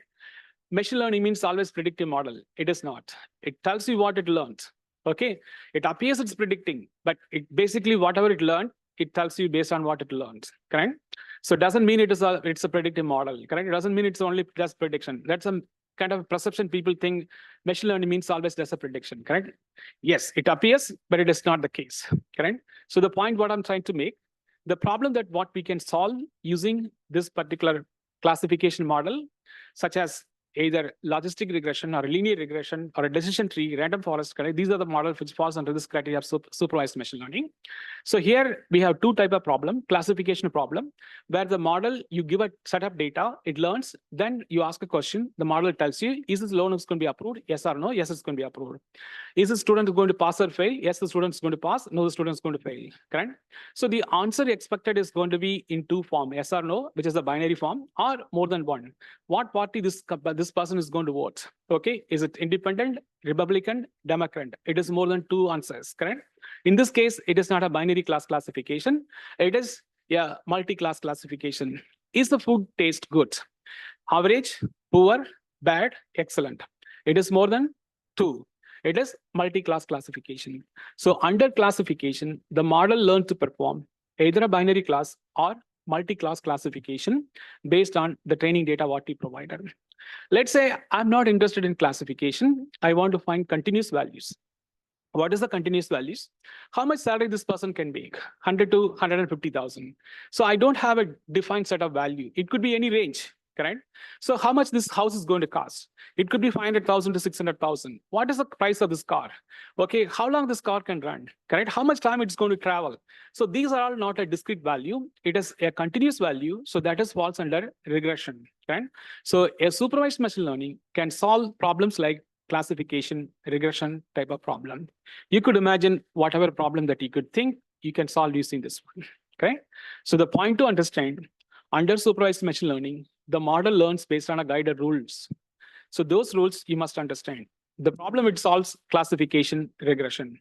Classification could be further classified binary, multi-class. Same for regression as well. It could be one variable, two variable, three variable, more than etc. Right? So based on the criteria that what you're putting forward. But the difference between classification and regression, classification, a predefined set of values, discrete values. The regression, it's a continuous values. These are the problems. The type of model you implement, I talked about it. It could be a simple decision tree, random forest, logistic regression, neural net, etc. Okay. So these are the type of problem it solves. So some of them we already talked. I talked about input data, output data, label. Okay. So the input data, what you see on the top, it also called the features. Okay. The label, what you see on the top, that is what the model learns. Okay. And that's the output data. If you look at y equal to mx plus c, so you are giving x, we are expecting y, correct? So the equation that the model uses to solve these things, y equal to mx plus c, you are giving x and you are expecting model to produce y, correct? So the point is, I'm trying to connect back to the mathematical equation, how this is working. So I'm giving input, which is in this case, the features. Please understand the features and label, it is important. Even if you go for LLM, there also you will get to deal with label data. Okay, so label is nothing but what you expect the model to produce as an outcome. Feature is nothing but the characteristics or the behavior that lead towards producing that outcome, correct? People have this behavior, people have this characteristic, they produce this one, correct? So the output is basically what you expect from the model. The input is nothing but the feature what you do. It is really important. Why? If you don't have a right feature, the model will not learn. And this is where bias comes into picture, correct? Like the type of feature you select, the type of data you provide, correct? All these things will come into picture. So understanding about features, understanding about labels, understanding about input, understanding about output, important, really important. Okay, so that is one thing what you wanted to understand. What I am trying to say, Understand input, which is nothing but in this case, features. Understanding label, in this case, is nothing but output. You are giving input, you are expecting model to produce an output. In a supervised machine learning, your training data must have to have the label so that the model can learn and understand. If it is not, will not.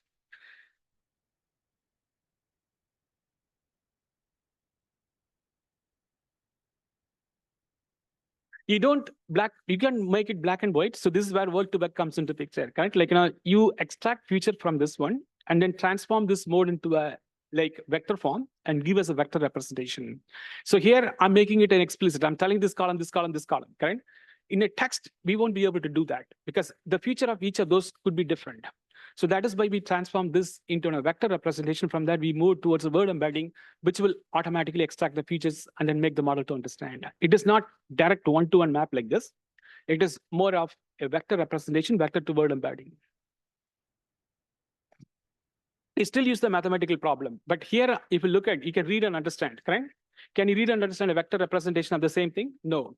So I'm saying my name is Jothi. If I translate this into a vector, it all numbers, correct? Can you read and understand? Probably not.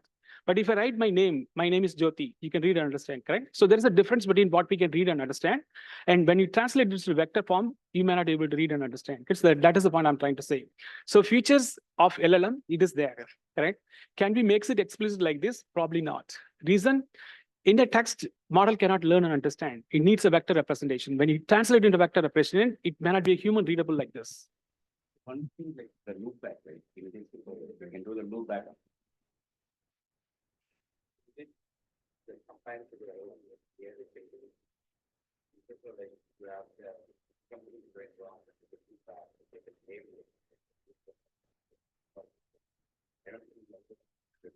They can do, but there are methods, correct? That's right. That's the point I'm trying to say, correct? That is the point. You cannot read like this.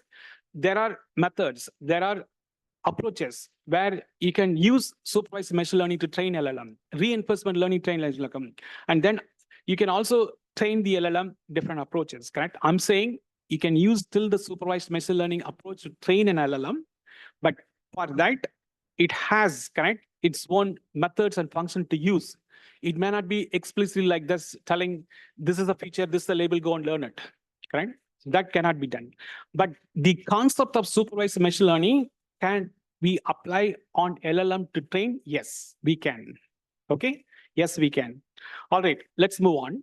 So the point, what I'm trying to make you understand. So this is the training data. You see an input, you see a label and output. If you look at the test data, there is no output. Okay? You can see the test data that I have. So you can look at this one. I don't have a label. All I have feature.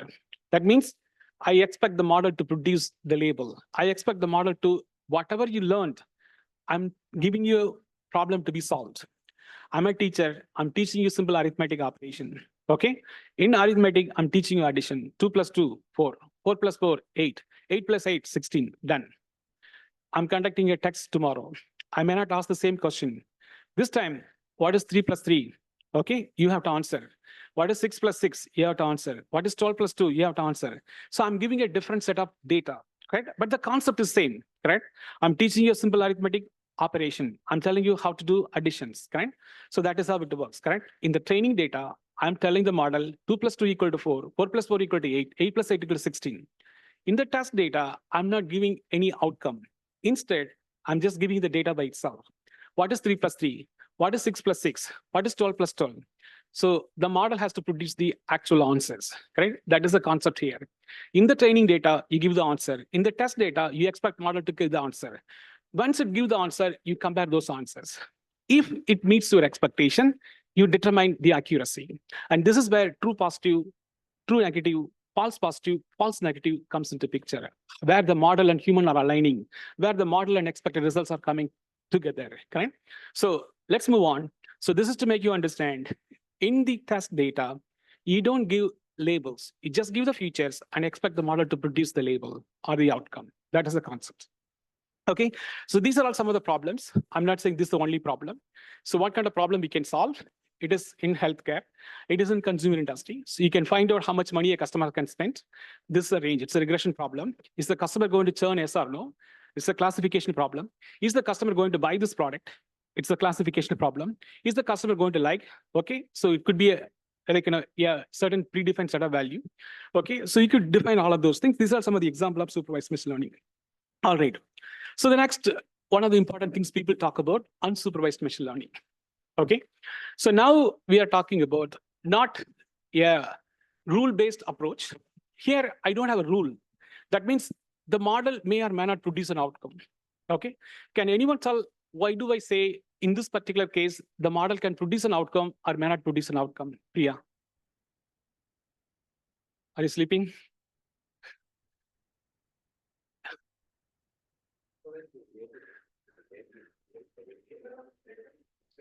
No, it is not a relevant data. Yes. Question is, in unsupervised learning, the model will have no goal to achieve, correct? It could produce something, it doesn't even produce something, correct? But in a supervised learning, it has to produce something. There should be an outcome. In unsupervised machine learning, you don't expect the model to produce an outcome, correct? So why? So why would you say?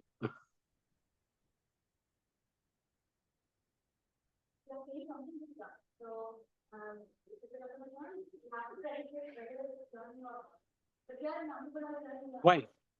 Why?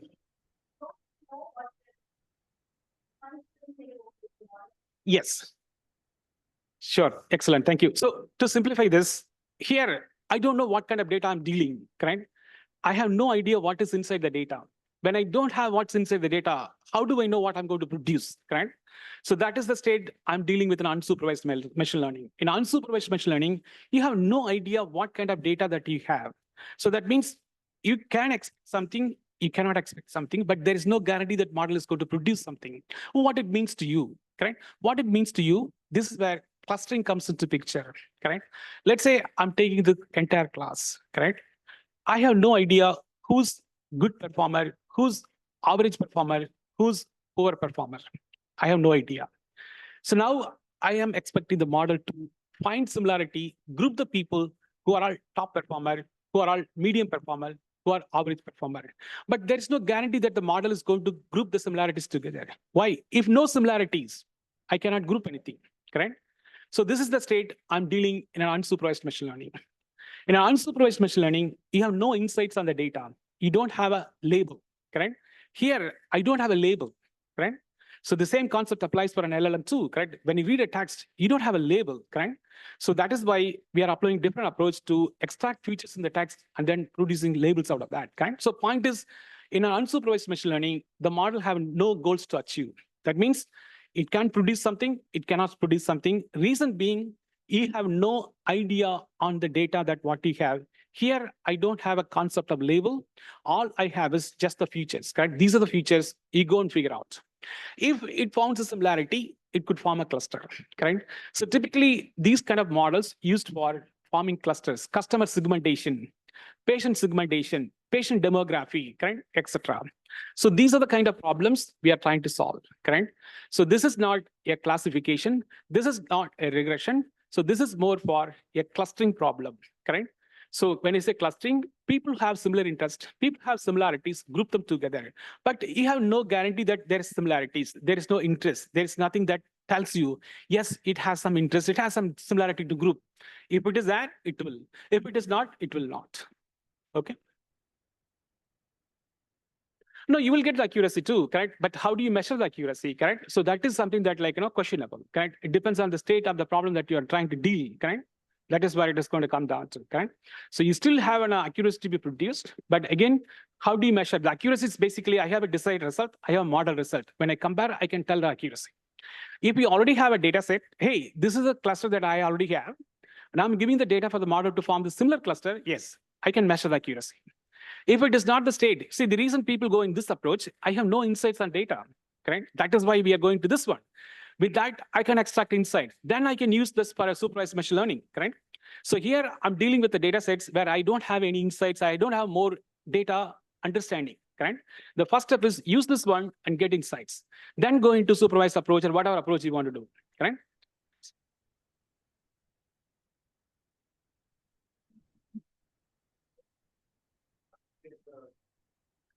So I told you, like, the concepts around the, like, things we talked about, precision scale, and then confusion matrix, all these things, accuracy score, all these things you can use. And also you can use explainable AI, see which feature works well, which feature doesn't work well.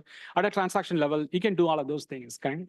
So again, it is not a black and white answer. I'm going to do this, it's going to give me back this one. So a lot of experimental involved. So that is why it's kind of a research area, right? It's a bit gray area, right? So going back to your point, can we measure the accuracy? Yes. How do I measure the accuracy? I have a cluster.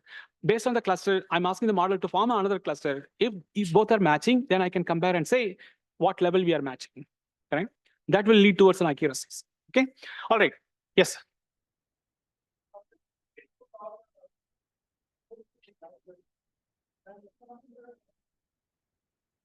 So I'm sorry, ask your question.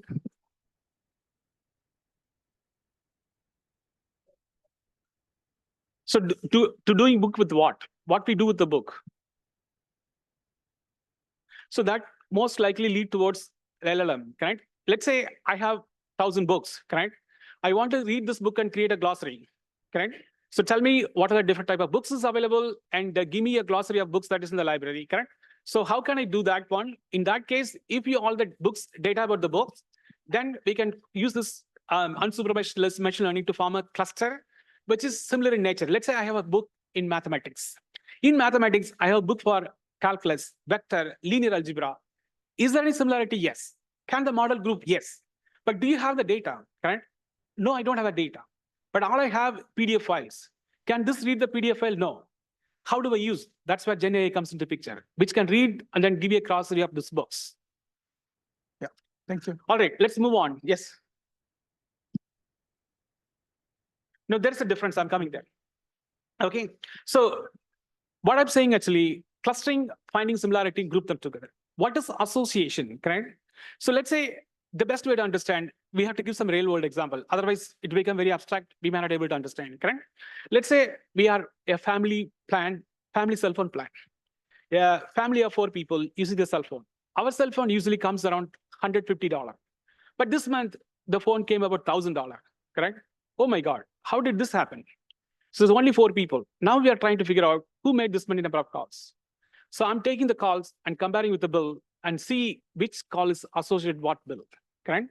So here I'm trying to take a set of record and comparing and associating with another set of record, right? I have one side number of calls, other side I have bill. I'm trying to associate. I found out the family has brother, sister, father, mother, 4 people. The call was made by a brother. He made all these calls, correct? So here I'm trying to associate one set of data with other set of data. I'm not really looking for similarity, correct? How close to each other, correct? I'm explicitly comparing a set of record with another set of record. I'm trying to associate to see who made this many number of calls. Nobody's accepting, correct? Father said no, mother said no, brother said no, correct? But I need a scientific way to prove this one. I'm taking calls, the call log, I'm taking the actual bill and see which one is who made this one, correct? So in this case, I'm associating each call to the bill and trying to find out who made this many number of calls. So that's an association. So there's a difference between clustering and association. So clustering similarities grouped together. Association set of record to be compared each other and form an association, correct? Yes, this is what I found out, right? So yes, so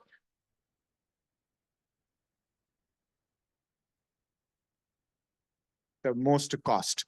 yes, so I am comparing call log with the bill log. Okay, so there is still an embedded assumption that the most number of calls associated with most money, not the inverse relationship, right? So somebody has to still teach the machine to make that connection.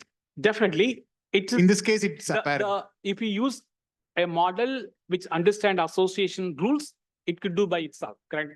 There's no reason for us to train the model here. Here, there's no concept of training because I'm trying to discover the data, correct? So in this case, I'm not going to train the model to learn everything. All I'm giving, throw a data, see what is inside. So correct? someone has to still do the association rules. The association rule model will form by itself. Oh, by itself? Yes, depends on what model you select, correct? The model trained for, the model that I told, correct? Example, I told model for decision tree, random forest, all these models. Can I use the model form to cluster? You can use, but the outcome may not be great extent. Why? Those models are tend to solve problem like classification, regression. Can I use the same model for clustering? Association, not. the model is not going to comply. The outcome will not be an acceptable state where you can accept. So these models learns the underlying rules. Look, you could take model as a function, correct? Each function meant for something. I'm taking a function which adds a customer. I'm expecting the model same function to delete a customer. Is it possible? The function will not go to throw an error, correct? You are giving a customer ID. We are expecting customer to be deleted, correct? But the function internally intend to do not delete a customer, add a customer, correct? So these are different things, correct? So model is like a function. It intend to perform certain functions. So the model is intend to perform functions like classification, regression, may or may not be a suitable best model to solve problem like clustering, association.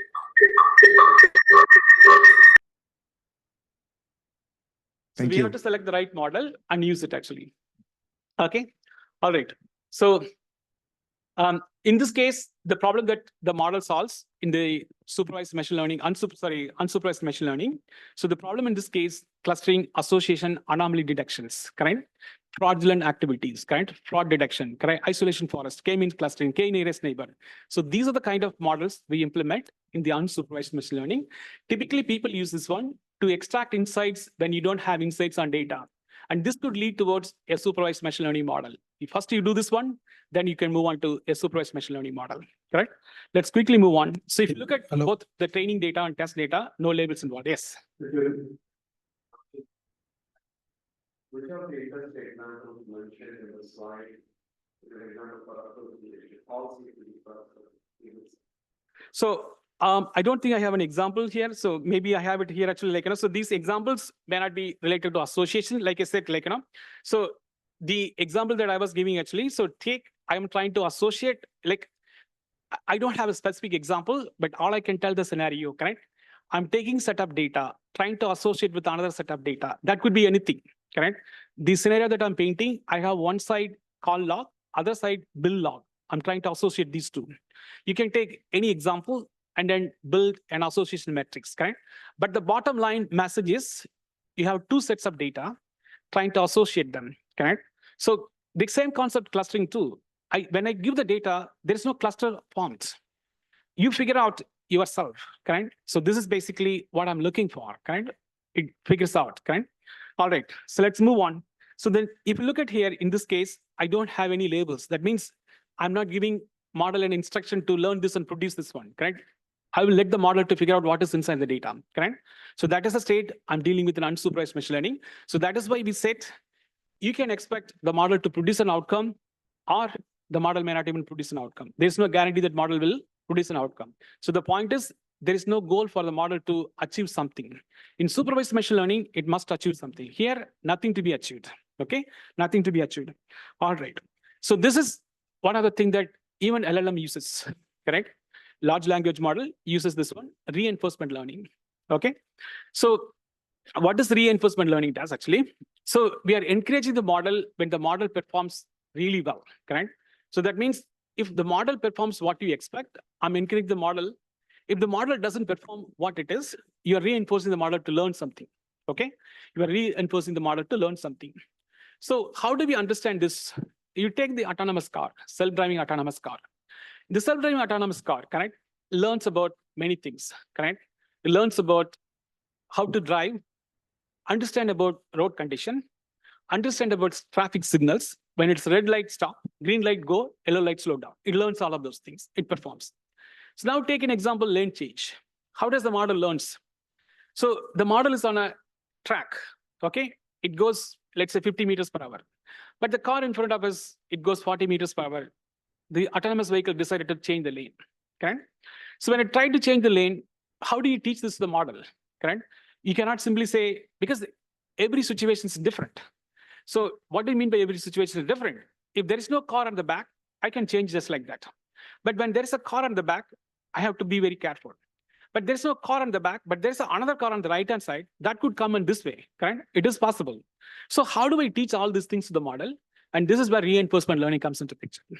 What it means, when a model performs well, you encourage the model to continue to learn that same pattern. If it doesn't perform well, you force the model to reinforce the model to learn again in the correct way, correct?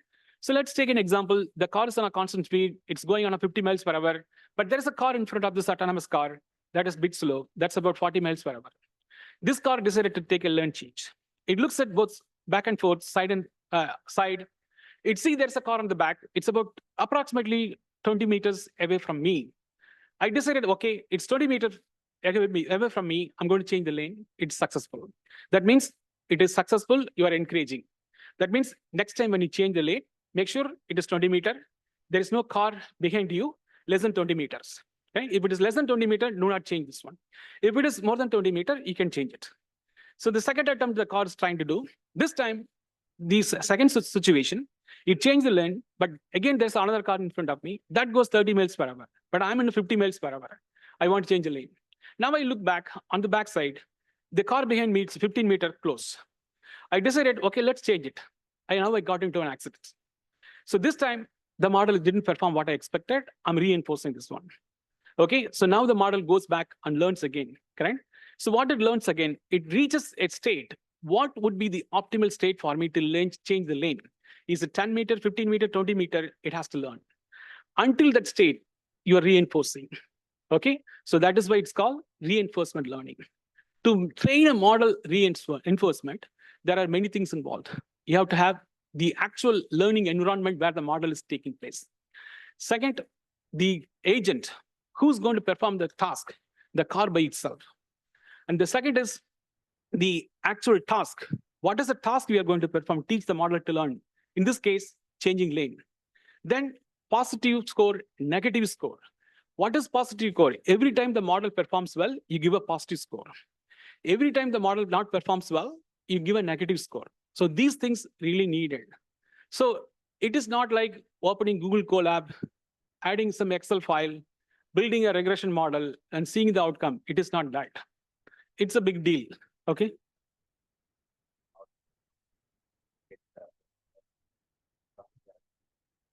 It will look by itself. Yeah. Yes, that's why it's self-learning. That's why it's reinforcement learning. Okay. So this is the concept behind reinforcement learning. It is a story, correct? Nice to hear, correct? But to implement this, it's a big deal, correct? It is not that easy to implement, actually. It is quite challenging, okay? I'm just teaching you to make you understand when people say a reinforcement learning, what it means to you. It is based on the task. That's why I said it needs a learning environment.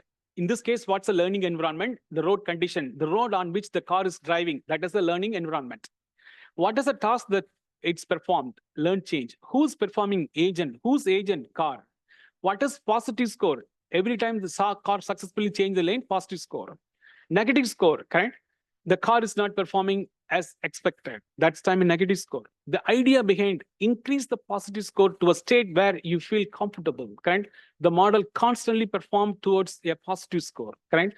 I did 1,000 iteration. Out of 1,000 iteration, 99 iteration positive, 1 iteration negative, correct?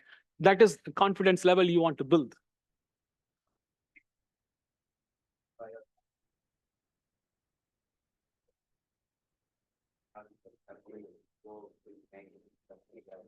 You correct the thing and then you get to that. But now with the LLM, we're not doing that. The reason I was asking the question for the beginning. How that correction is the positive score, negative score. Somebody has to give the input to the model, right? Otherwise, it doesn't know how the optimization come to the model. So. Sure. All right. Okay. So anyway, so this is the concept behind reinforcement learning, correct? So if you want to start, correct? People ask me, where do I start, correct? One is, could be a career transition. I want to change my job or advance my job. That is one way to look at it. Second, knowledge base, correct? It doesn't matter what I'm going to do in my life. I want to build my knowledge. I want to be skilled. I want to be very technically hands-on person, correct? In either case, the starting point would be these three. Start working towards building simple supervised machine learning, such as classification, regression-based models, and move on to unsupervised machine learning, and move on to reinforcement learning. Like I said, reinforcement learning may need a different development tools and infrastructure, which you may or may not have, but at least as a knowledge, you can gain something, can understand something. So these are all foundational building blocks to go and do anything hereafter, correct? The ultimate goal is to lead towards Gen AI, but you need to have some starting place. So not having this foundational understanding, how these are all working, directly going into Gen AI working, it is possible, but it will be a bit challenging to understand all the moving parts around Gen AI, right? So that is why we wanted to bring this one to you, to make sure you understand about the core idea behind it. Okay.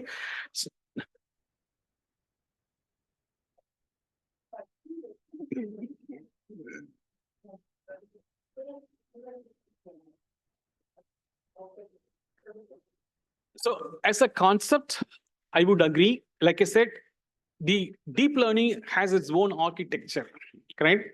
So when you train a model, like I said, the core architecture, how the model is training, correct?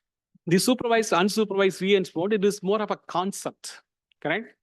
Deep learning is an architecture, I feel, correct? So when I say architecture, like I said, there is an input layer, there's an output layer, there's a weight, there's a bias, there's a forward propagation, so and so, correct?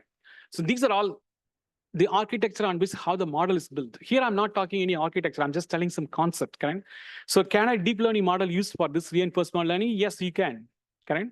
So there is a difference between the architecture on which how the machine is learning and the concept on which how certain learning takes place. Here, I'm explaining the concept. The model could be different. It could be a deep learning model could be used for this one, actually, correct? Etc. All right. So, yes. In reinforcement machine learning, there is a bullet that says there is no training data set involved, right? Unlike the previous supervised machine learning. Mm-hmm. So doesn't that put this method at a disadvantage because it seems to be starting off just by learning from basic? It's like starting from zero. It is two things is important, correct? Number one, the problem you are trying to solve, the data what you have, those things matters, correct? So in supervised machine learning, you have full control, correct? That means you know the problem, you know the outcome, you have the data.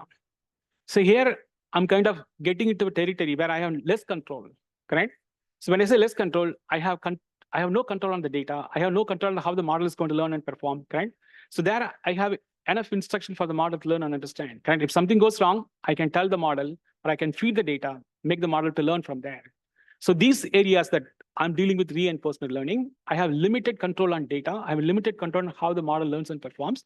So that is why it's an experimental approach, correct? It is an approach that where I'm encouraging the model to continue to learn if it performs well.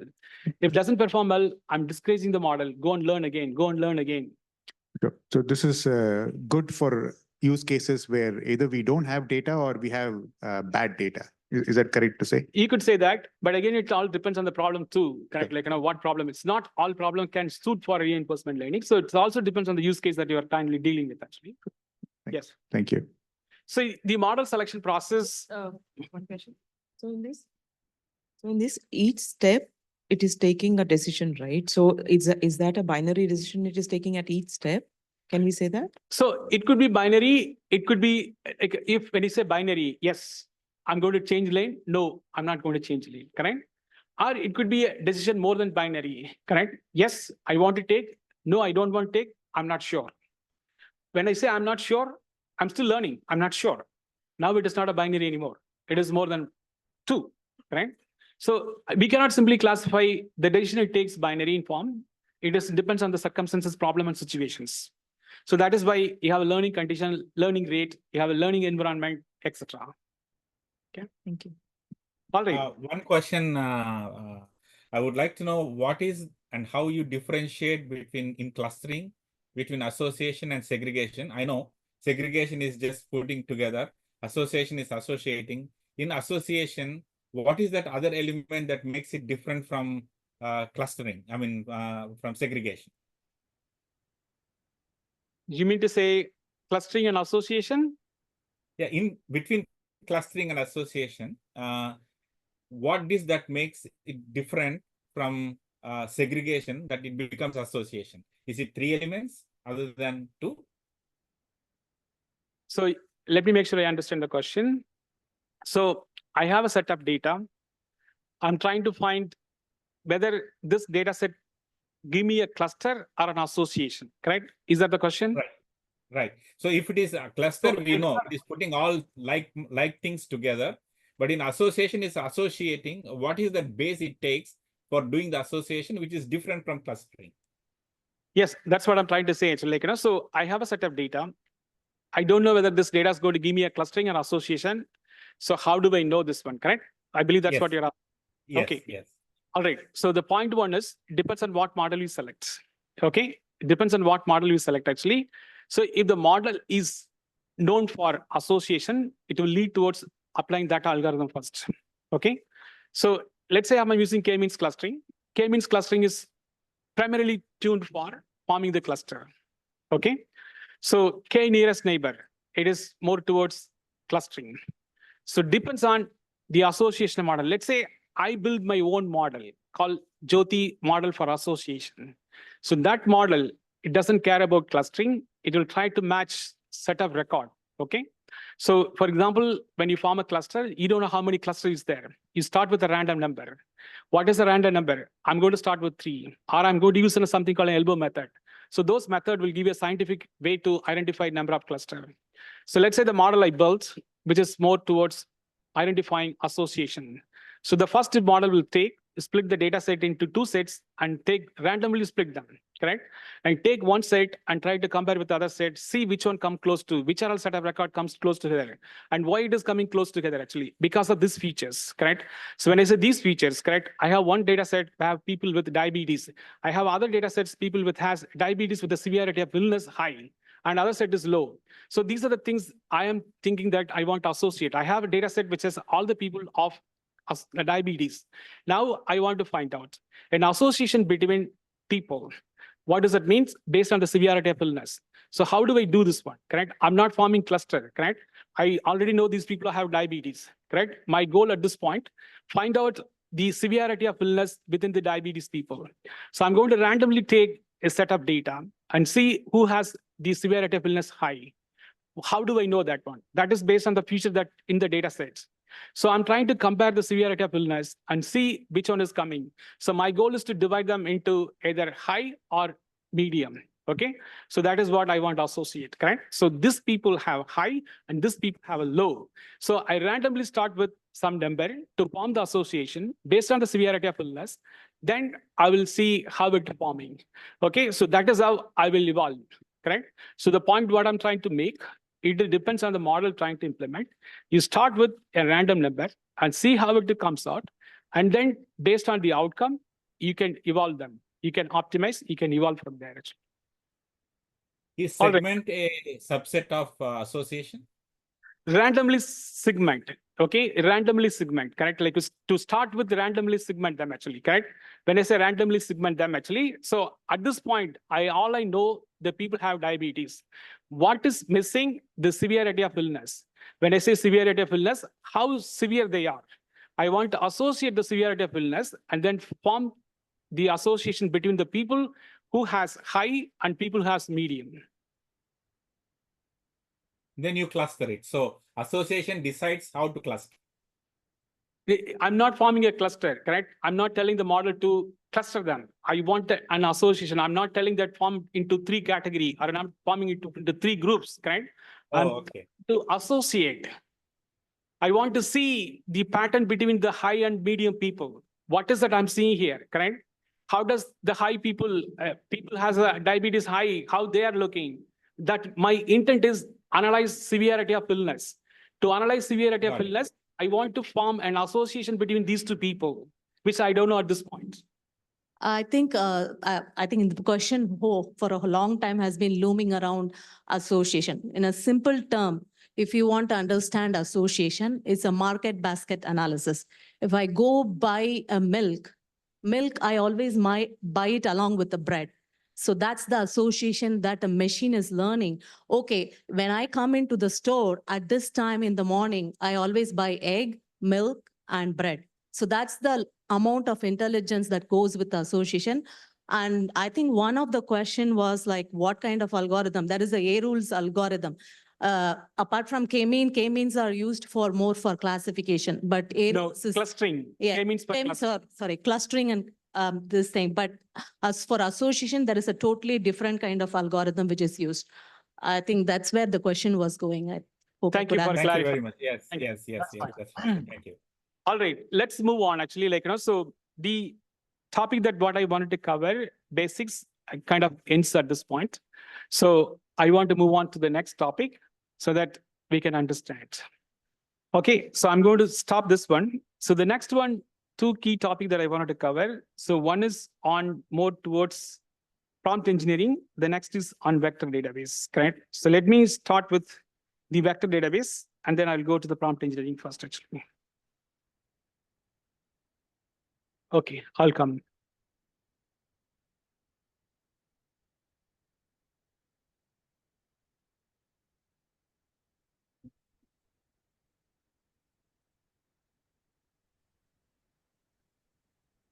So the screens sharing stop now. Yes. I'm trying to set up a few things. Okay, give me a minute. Thank you.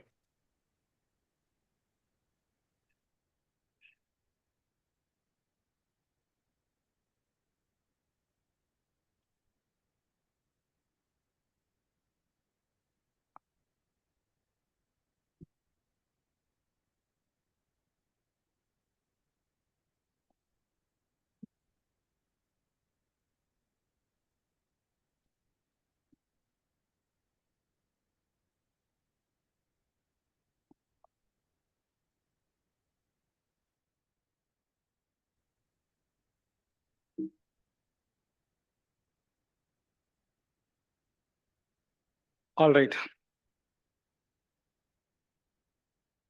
So before we go to vector database, why do we need a vector database? Correct? Let's understand that point. Then we'll go to the actual demo, how it works. We don't see the screen, Jothi. 1 second. Thank you. Let me see if I have to reshare the screen. Okay, I'm resharing the screen. Can you see now? Yes, it's hibernating. Okay, all right, that's fine.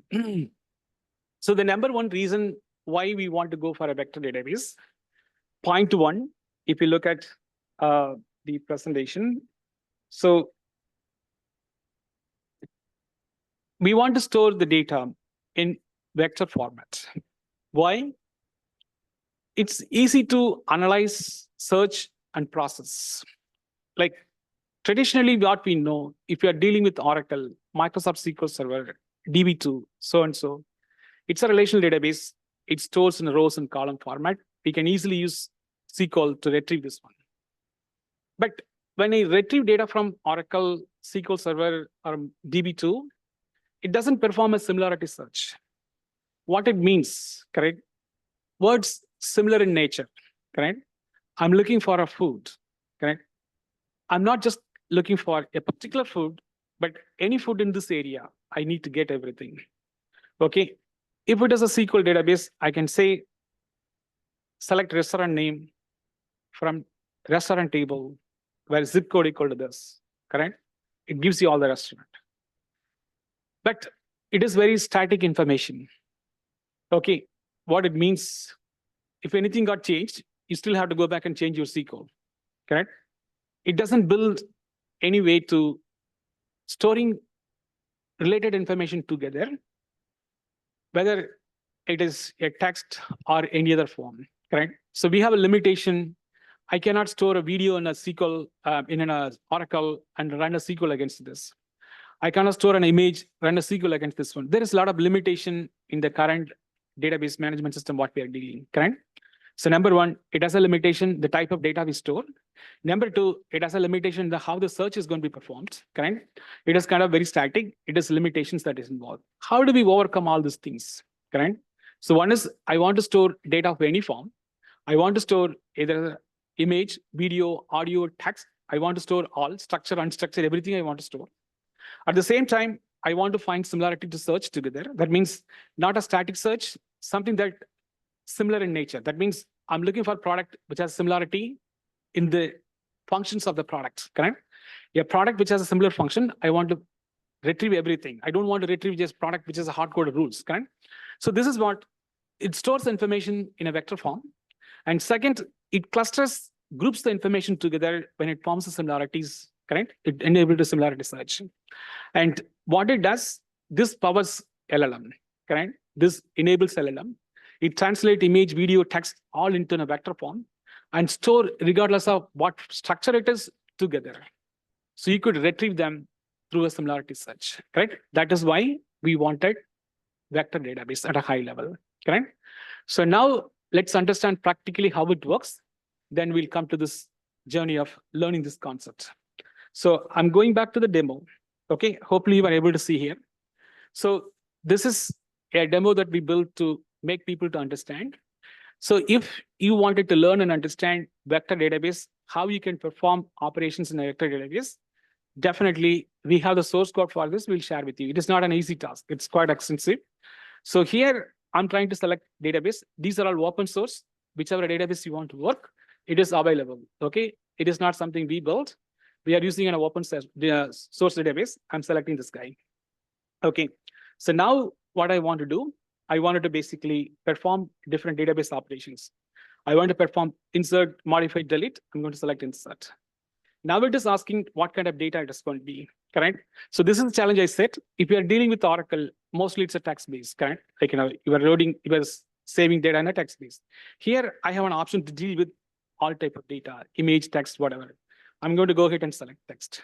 Okay, so now it is asking the type of input I wanted to give actually, correct? So whether it's a raw text or a file upload. Raw text means I can type here. File upload means if I already have a file, I can upload that too. I'm going to select for demo purpose this one. So what it tells me, there are set of records already there. You can see the row number, ID, and the text. This is a text. And if you could scroll on the right-hand side, you see the actual vector representation of this one. It is stored in the vector form, correct? So which I will demo after this, how this vector is taking place, correct? You can understand. So now it is asking me, give me an input text. So I'm going to find something similar to here actually. If you could see this text actually, there's a, like, prices here, correct? The negative positive is how close to each other, correct? Like, so the text that what you're using, how close to each other. So that is what it represents actually, the distance, correct? It is telling that one actually, how close to each other actually. It is. So, when you say how close to each other, actually, that is what the embedding algorithm is going to decide, correct? Like, it is going to find out which one is, when it is in the vector form, it is easy to find out, correct? Which one is close to each other? Is it 5 close to 4? Or is it 15 close to 4, correct? So that is easy to comparison, correct? So how does the minus plus comes into picture? That is a vector representation. It internally model translate that one actually, correct? So the idea here, finding similarities and storing them close to each other, correct? As I said, is 5 close to 4 or 15 close to 4, correct? So that is how the similarity is going to be performed. But I think it goes towards the flow vector where you have the dictionary and then you compare against it, or you put the data. That I will explain, correct? I have another demo. How does individual word translated into vector and vector translated in embedding? Yes, I'll come to that point. Okay, so here, if you noticed here, I have a word called price. I'm going to insert another word, okay? So I bought a car.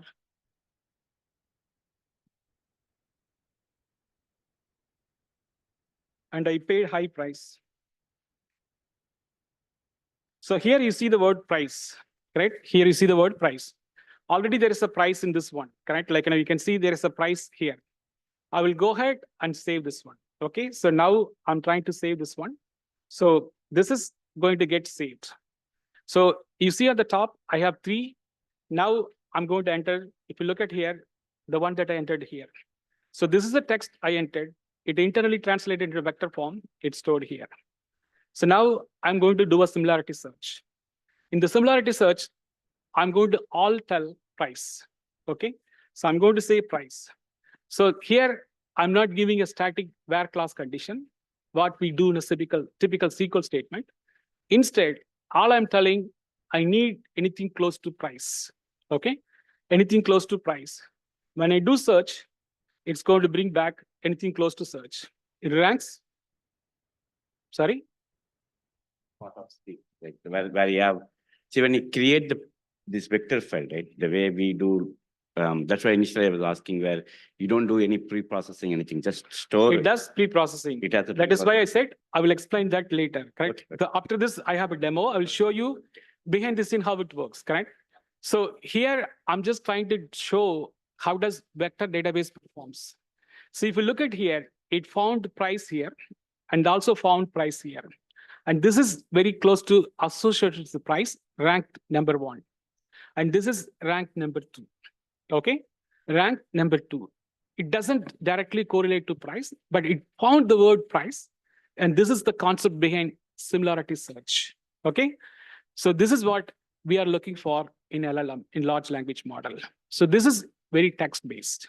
Okay, I will come to this. Let me complete the demo. I have only limited time. So we'll take, hold on.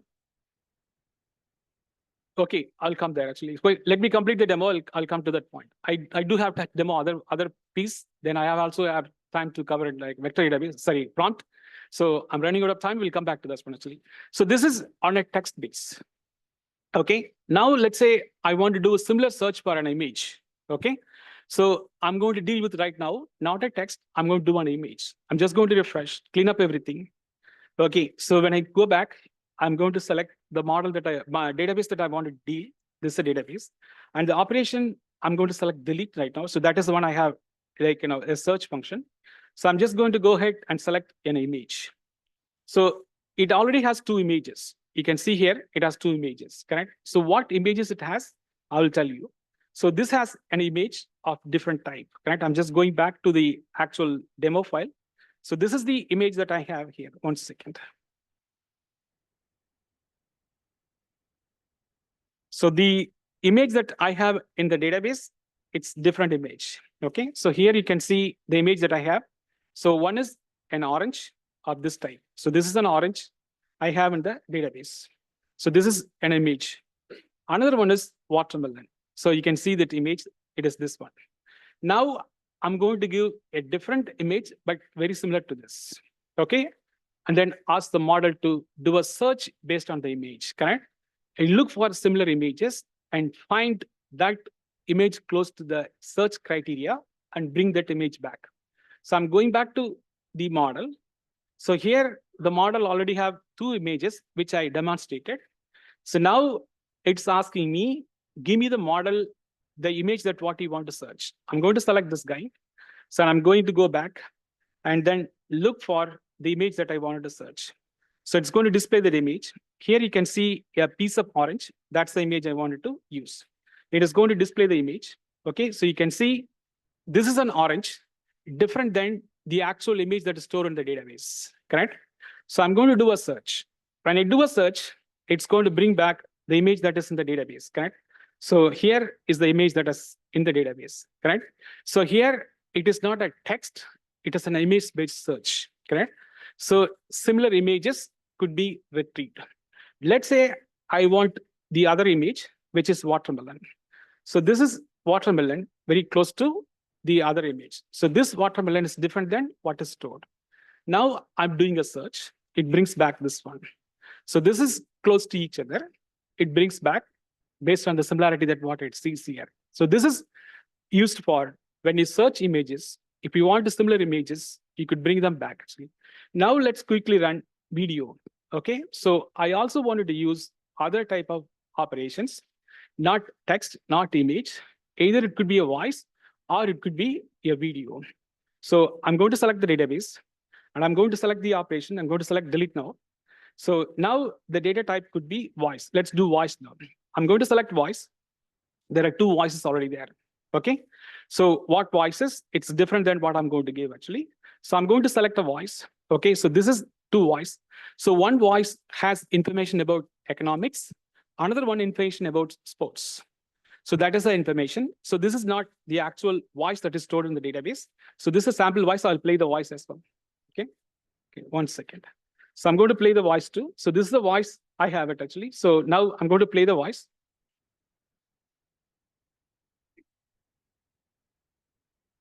So this is the voice I want to use to search, correct? But the voice that is stored in the database, it's close to this, but it's not the exact one, correct? So let me replay. You understand? Okay, so now I'm going to go ahead and do a search. Use this voice, get a similar voice if it's already there. So it's still searching. It is going to find this voice, search result. Now I'm going to play the search result.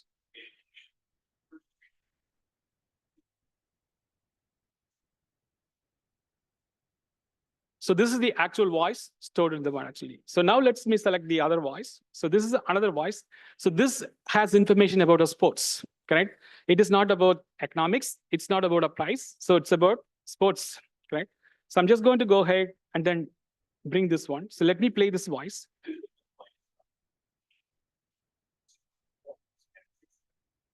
So this is the voice I want to use to perform a search. I will go ahead and do a search now. So this time it uses the voice, find similar voice in the same context, correct? Not who's speaking the same type of style. It is the context on which it does. It found something.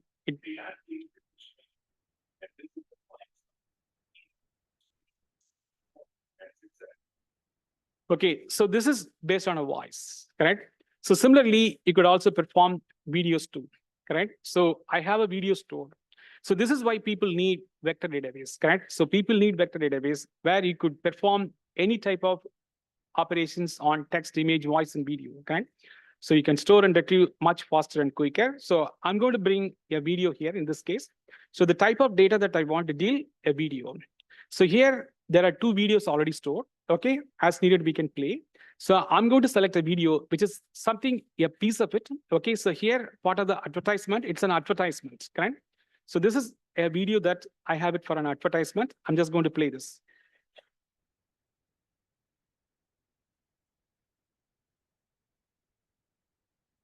So this is a video I want to use to search a similar videos in the same context, correct? So I'm going to do a search. So this is going to find out, correct, how similar videos could be identified. So it found this video, and then you can.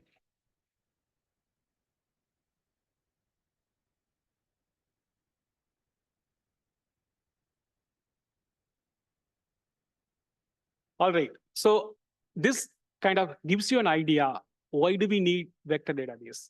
Let's understand behind the scene how it works, correct? You have been asking this question, heck, how does it work, correct? Let me get to that point, okay? So, thank you.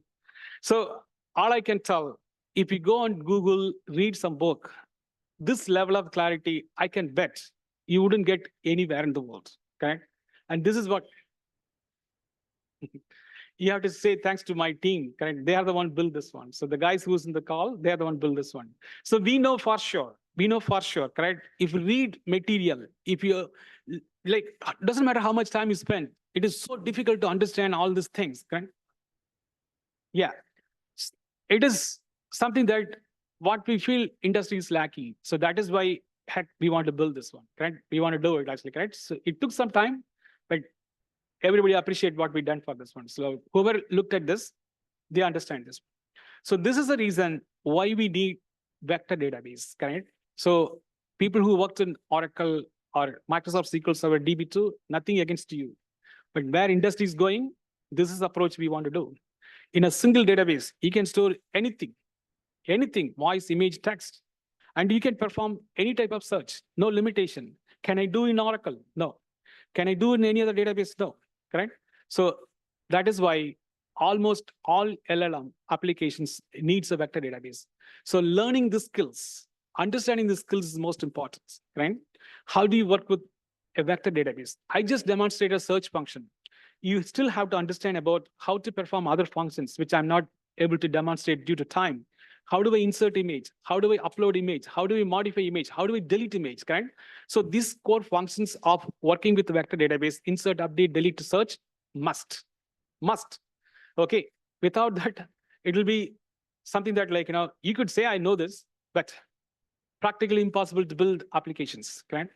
If you want to build an application, these are all essential skills, somebody to really get to hands-on, right?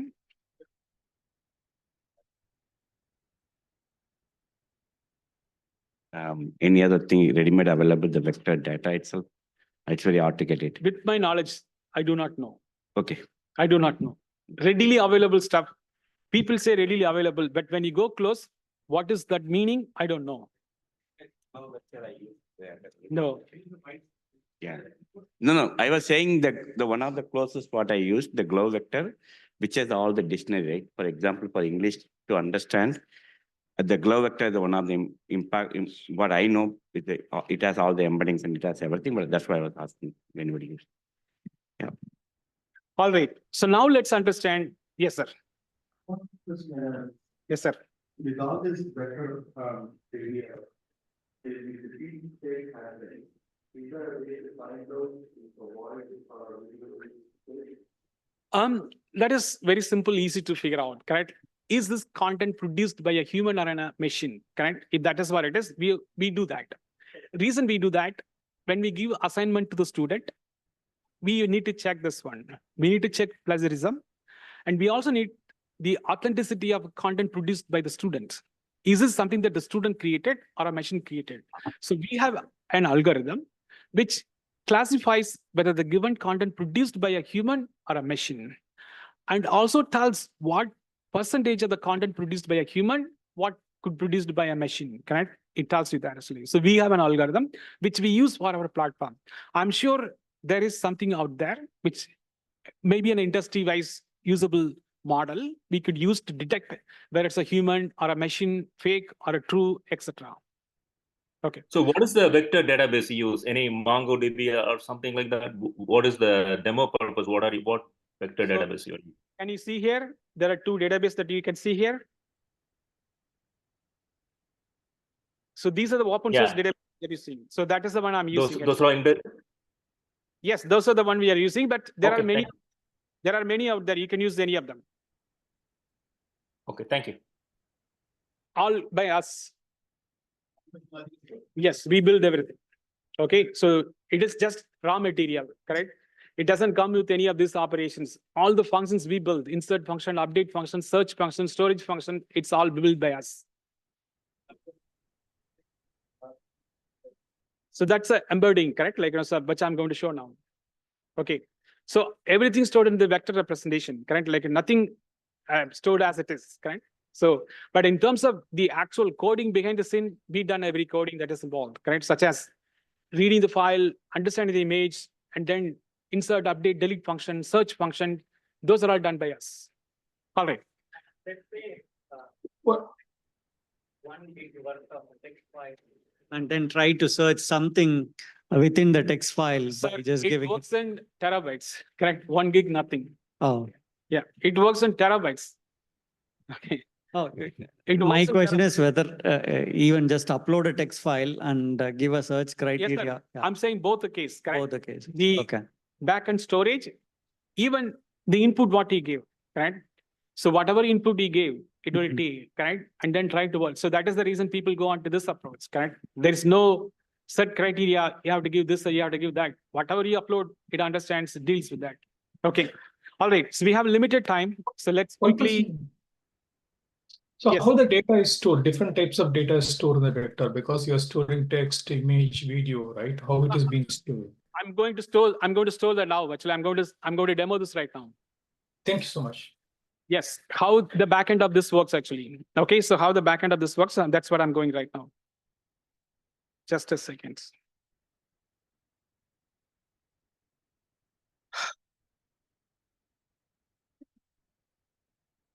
So as I said, behind the scene, whether you use image, text, voice, whatever you use, all transformed into vector, then it goes for embedding, correct? So I'm just using text. In the similar way, image, video, voice, all could be applied. So let's say I'm going back to source question. I have a file which has a 1 gigabytes or 100 gigabytes of image or whatever it is, correct? How does this search is going to work? Whatever you want to do, that's fine, correct? So here, what I'm trying to demonstrate, I have a text file. I'm going to take through the steps involved to convert the text file into vector representation. That means a floating numerical value. Second, how do I do similarity search in that, correct? One is do pre-processing, convert the pre-processed text into a vector. Third, translate in an embedding. Embedding means find similarities and store them together in dimensions. correct? And then do a search on that one, correct? So that you could understand how it works. So here I have an input file. Let me open the file. So that file is very simple. So this is word to vec, and this is the file that I have as input file. So like I said, this is just not only a text file. It could be any file. It is a simple input file. You could use image, you could use video, you could use audio, anything is fine, okay? It is a simple file. It doesn't have much information in it. So my goal is what? Translate this into a vector, a floating value, embed them. That means find similar words and group them together and enable similarity search, okay?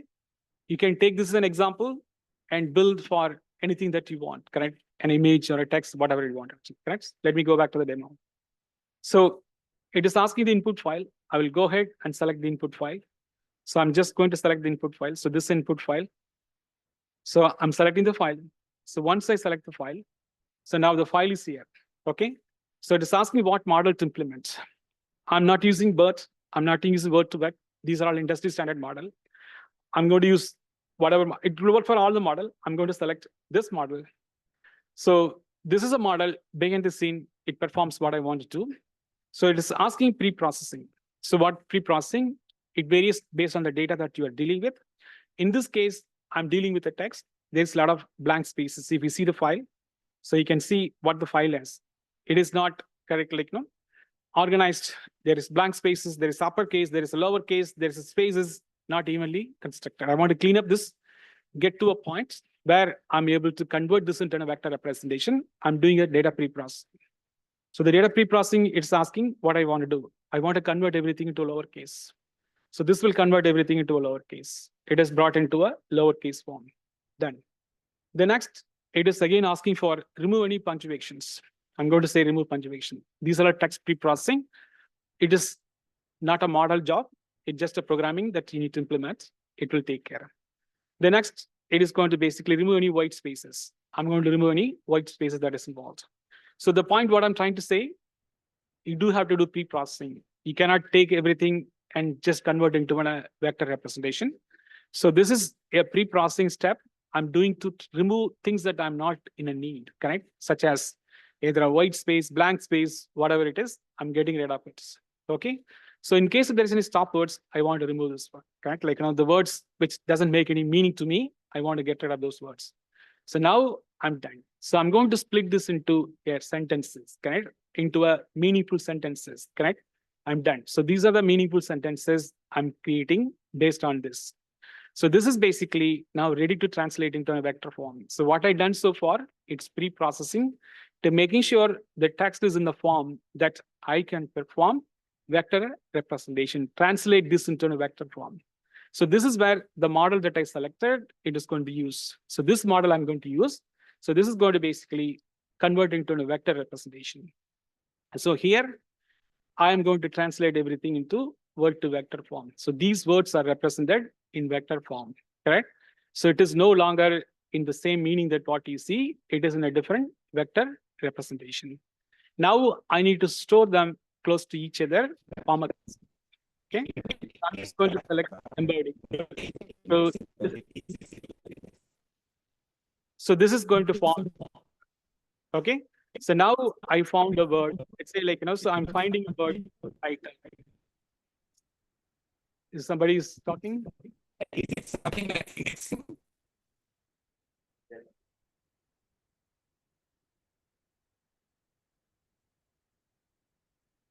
all right, so let me. There is you can see here actually the embeddings are how it is.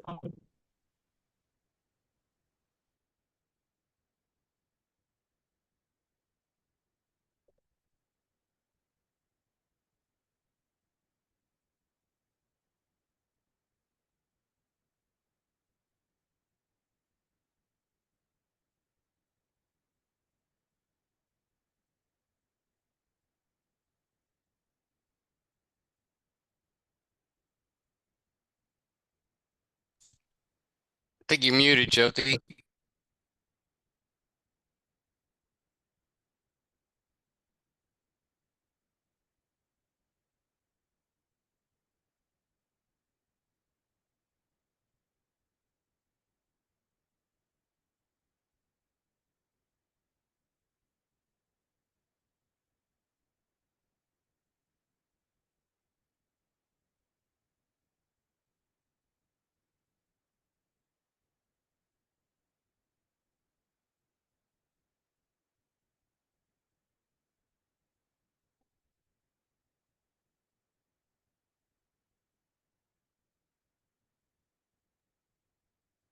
We can't hear you, Jothi.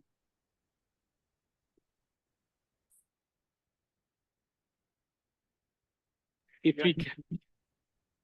Yes, so I'm going to look for any word in the entire document, right? If it is 1 page, 2 page.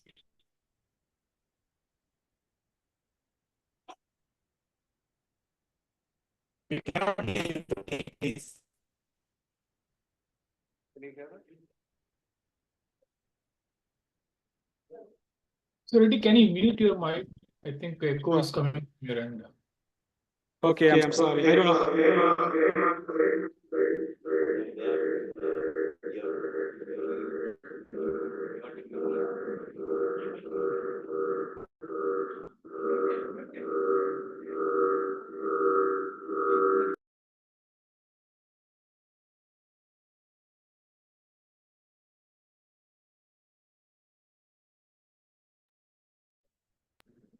All right.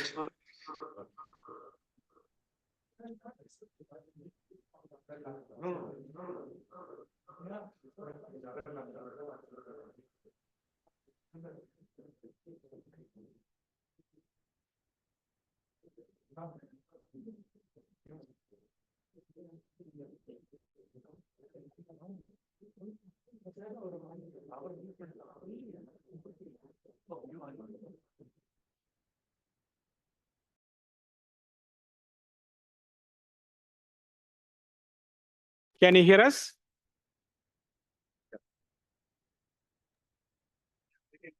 Okay. All right. Lot of challenges.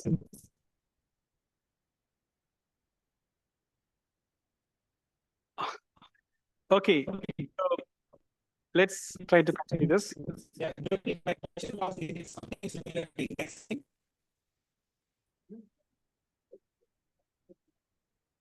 Yeah.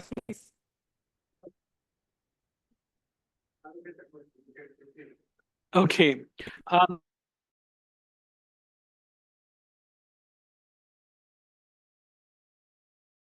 Let's continue the flow. So I asked for title, okay, in the entire document. Okay, it could be 1 page, 1,000 page, 100 page. It doesn't matter how many pages it is. Give me the word which has title. So it brought back and gives the distance. This is the point I am trying to say. 1.3, 1.5, 1.7, 1.8. So this is how close we are, right? If you read, you see it as a title. Okay, so there could be something related to title here actually, correct? So which we don't know. So this is basically trying to find words which is close to each other and bring them back, right? So similar concept applies to images, videos, voice, whatever you do, right? So this is to make you understand behind the scene how it works. We do pre-process. Okay, when we get a text to store the vector database, we run pre-processing, and we also translate that to the vector representation. Then it's an embedding, and then finally it gets saved. Correct? That is how it works actually. So there is a lot of concept to cover. I don't know whether I really have time to go on these things. Let me quickly go on to prompt engineering. Okay, so that is also a demo I want you to understand, so that we can connect all the dots at least tomorrow. So prompt engineering plays a very key role when it comes to LLM. Okay, so that could be one of your optimization technique. Optimize the prompts. People say that, correct? So that is definitely a key area to focus. So I'm just going to go ahead and bring few points to cover. Okay, when people say prompt, what exactly it means this one? It is a way to communicate to the LLM, correct? How do I interact with LLM? It is not through SQL. It is not through a programming language. It is through prompt. It is through prompt. So there are rules and techniques you must understand so that the model can follow your instruction very closely, correct? I'm going to skip a lot of the slide. I will go to the particular slide at which I'm trying to demonstrate.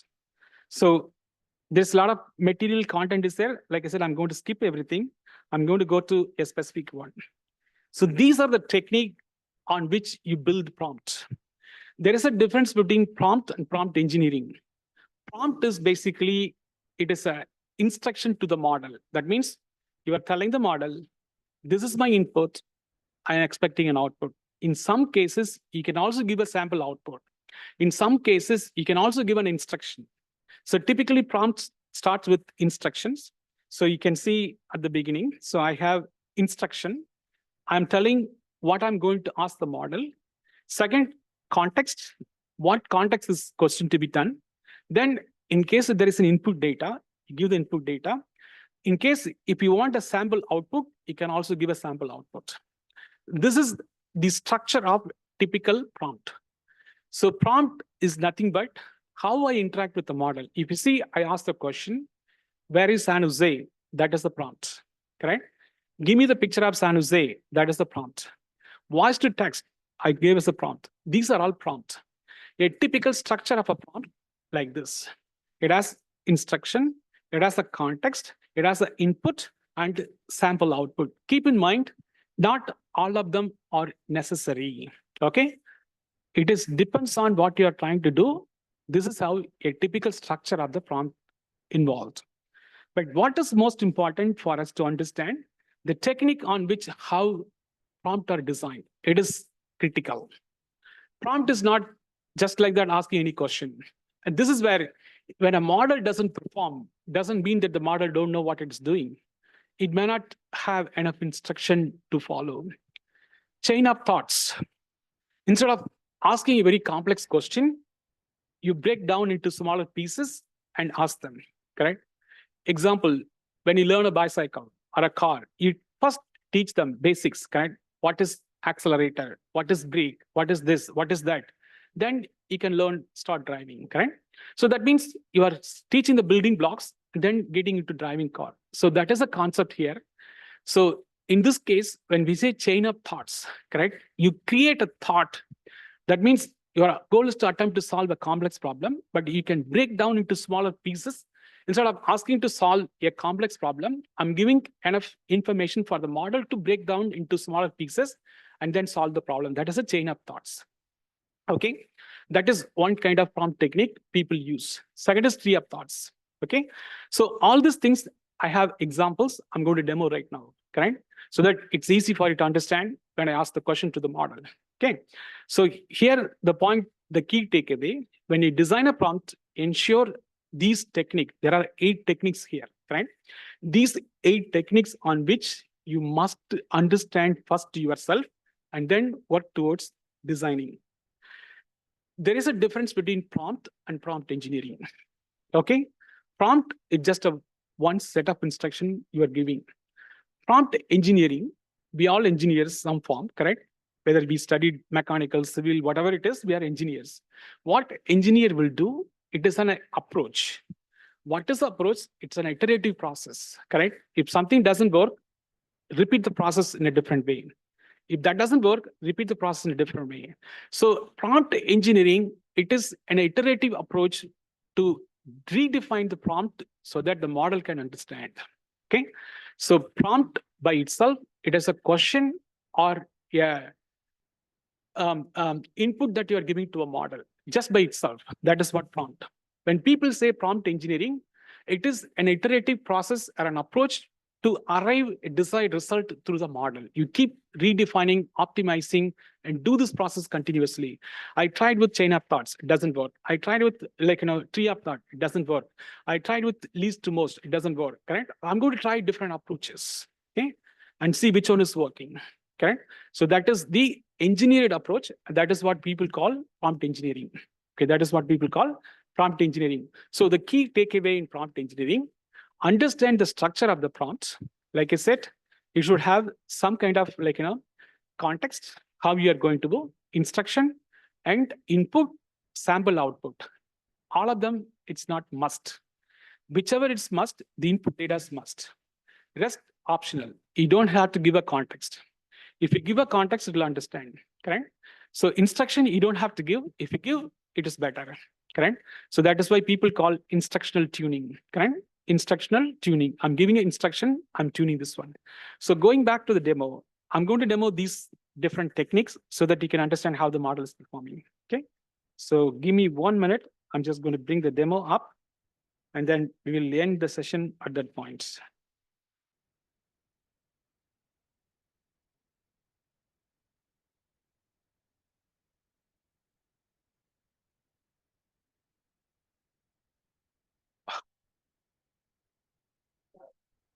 Was it okay? Yes, yes. I understood.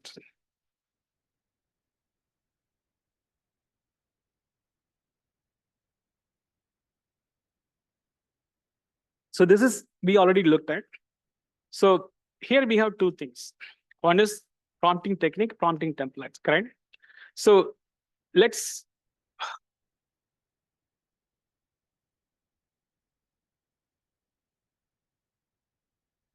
all right. So I'm going to go ahead and selecting prompting template. So this is what I talked there. Chain of thoughts, tree of thoughts. Okay. So these are all different prompt technique that we looked at. So now let's understand. Okay. So let's start with the chain of thoughts. So what is the goal here? Instead of asking a complex question, I'm going to ask the model to do a step-by-step approach. Okay. So here I'm asking chain of thoughts prompting. Okay. In finance involves breaking down complex financial decisions of analysis into smaller logical steps. Correct. So this is an explanation for you. Okay. This is an explanation for you. So let me go to prompting template. So here I have some examples, correct? So these are the explanation and which you have seen there actually. So now I want to ask the question to the model. Okay, so this is a question I want to ask the model actually. So this is the question behind how I can create a prompt using chain of thoughts. Okay, so here I'm asking the question. Let's analyze the investment opportunity step by step. I'm telling I'm not interested in investment opportunity. I want to break down into step by step. It is kind of an instruction. And then the company has reported an increase in revenue and etc. I hope you read and understand. I don't have to read this one. If it is not, you can read from here. So this is what the instruction that I'm giving to the model under chain of thoughts. So under chain of thoughts, what I'm trying to say, my prompt is not asking a direct tough question, asking a logical way of step-by-step approach, correct? So I wanted to model to understand. So let's analyze the investment opportunity step by step. It is telling that step by step. The company has reported an increase in revenue, but also raise in operating expenses. First, start by calculating the net income, then evaluate the profit margin. Finally, access the potential return on investment based on the calculations. So here, I'm not calculating about return on investment directly. I'm just giving logical steps and asking the model. So this is called chain of thoughts. Okay. So this is an approach people typically use in prompt engineering, correct? So now if I ask this question, the model will respond back to me. I will go ahead and do this one. So this is behind the scene, uses our own knowledge base. How does it generate the response? So this particular model has our own knowledge base. It's a PDF file it uses actually, correct? We use that as a source. Okay, so now I'm going to read, it's going to read the PDF file, understand what is it's founding out the PDF file, which is basically an information about the company's investment, company's operating income, net income, expenses, etc. So it gives breakdown, calculate net income, profit margin, correct, etc. So and so. So this is basically a chain of thoughts example. Okay, giving enough instruction for the model to understand, okay, how the model can produce response the way you wanted. Okay, so behind the scene, what the model uses as a knowledge base. In this case, it uses a knowledge base, a PDF file which has information for the model to generate this one. It could be PDF, it could be website, it could be a database, it could be a function call to something else, which I will demonstrate tomorrow, correct? How do we connect to a backend database, run queries through prompts? Okay, so this technique is called chain of thoughts. Okay, so this is one. Again, you don't have to memorize. It really needs a practice, correct? So the best way to learn, if you have an account with OpenAI, GPT, you can start working towards defining prompt based on these 8 techniques, correct? So this is the best way to learn, correct? Memorizing will not work, correct? How much we can memorize, okay? It is impossible. So the best way to learn, understand the core concept and then work towards it. So the next example, I'm not interested in the chain of thoughts. I want to go for tree of thoughts. Okay. So I'm just selecting in this case, the tree of thought prompts involves generating multiple branches of ideas or solution that exploring each branch tree. Let's say I'm asking the model, give me a recipe to cook various biryani. Okay, easy to understand. So my question is, I don't want to explicitly say, give me chicken biryani, mutton biryani, fish biryani, this biryani, nothing. I want to cook various biryani. You create a branch. My question is, give me the recipe for different type of biryani I want to create. So in this case, I'm giving model an option to create different branches, correct? Each branch will have its own recipe, correct? Chicken biryani will have its own recipe. Mutton biryani will have its own recipe. That's the concept of tree of thoughts, correct? So it uses tree search. That is why it's called tree of thoughts, okay? So this is basically one of the example that we are using actually. So now I'm going back on the prompt tree of thoughts.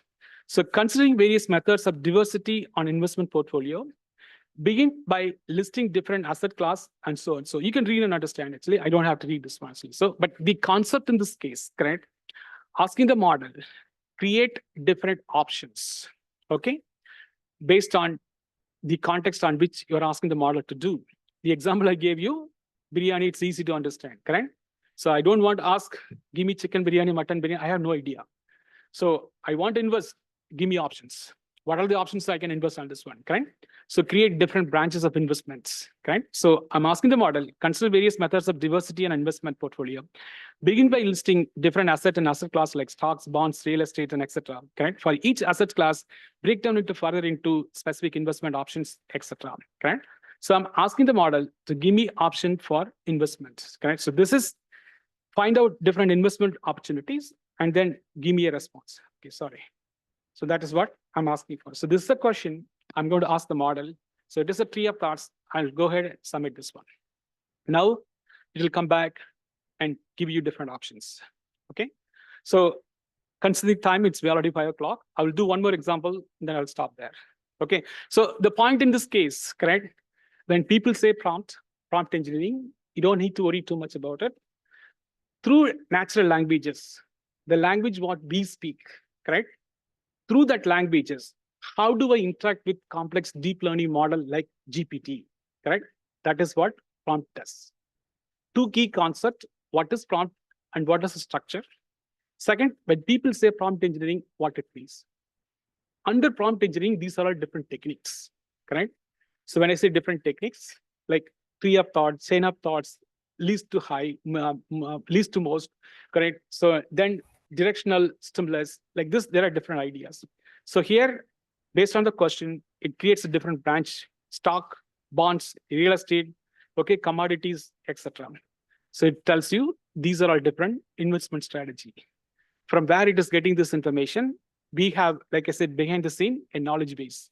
The knowledge base in this case, a document we provided. It's a 100-page document, which has different investment opportunity. It reads from there and generate response based on this one. Okay. So the next one, what would be really useful to you? It is called, okay, in this case, it's called the directional stimulus. What it means, I'm giving the model some directions, right? I don't want you to do what you like to do. I'm giving you some direction to do this one, correct? So in this case, if you read this one, what it says, correct? So this is telling the model to go in this direction or focus on certain steps that I want you to follow, correct? So I'm just telling the model, correct? Like, directional stimulus prompting provides a specific direction or focus of each stage of the thought process, correct? I'm giving enough direction, okay? So you don't have to go in this way, follow this, do this, follow this, do this. I'm giving enough direction for the model to do. So let me get the question that I wanted to use the model to respond to this one. So like I said, these 8 technique, it's not that difficult. It's easy to follow. So the question in this case, imagine you are developing a new financial product for a bank. Start by considering the target market and their needs. Once you address that, move on to the considering features and benefits of each product. followed by the marketing strategy, describe how each component contributes to the overall strategies, correct? So I'm giving clear specific instruction how the model should act, correct? If you read, imagine you are developing new financial product for a bank. Start with considering target market. Who are the market we are going to work on? And what is the needs? Understand the needs actually. Once you have addressed that, then move on to considering what product and features that I can offer this one. So if you see, I'm giving a direction, I'm giving instruction. So that is why it's called direction stimulus, correct? So I'm giving direction, I'm stimulating the model to learn and follow this one actually. So that is the reason it is given in this way. So let me copy and paste, and then you will understand this one. So this is called, okay, one of the prompt heavily used directional stimulus, correct? So this prompt heavily used. So typically, like I said, I'm not saying like other prompts techniques are not used. So based on our experience that we worked on, we use a lot of time chain of thoughts, tree of thought, directional stimulus. These techniques we are going to use. So I'm going to ask the model. So now the model is going to come back and tell based on like, the knowledge base, what it has, correct? So whatever it founds the knowledge base, based on that, it is going to create this one. So like I said, there is so much to talk in prompt engineering. Okay, so I don't know where I have that one. Yes, it's here. Sorry, question on the languages. So when we'll be covering the languages, the natural language, those languages underneath? No, natural language means the language what you are speaking. So when I say natural language, it's not NLP. So I meant prompt is natural languages means the language what we speak. In this case, I'm using English, correct? So that is the language that I'm using. So I don't think that I'm going to cover anything on NLP if that's what your question is, correct?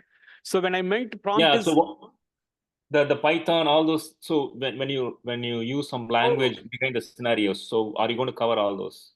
No, I'm going to send an email. Actually, that's an email will be sent tonight, and that will have all the instructions. And tomorrow we'll start with the walkthrough of that one. So if your question is for the tomorrow lab, that is going to be emailed to you today.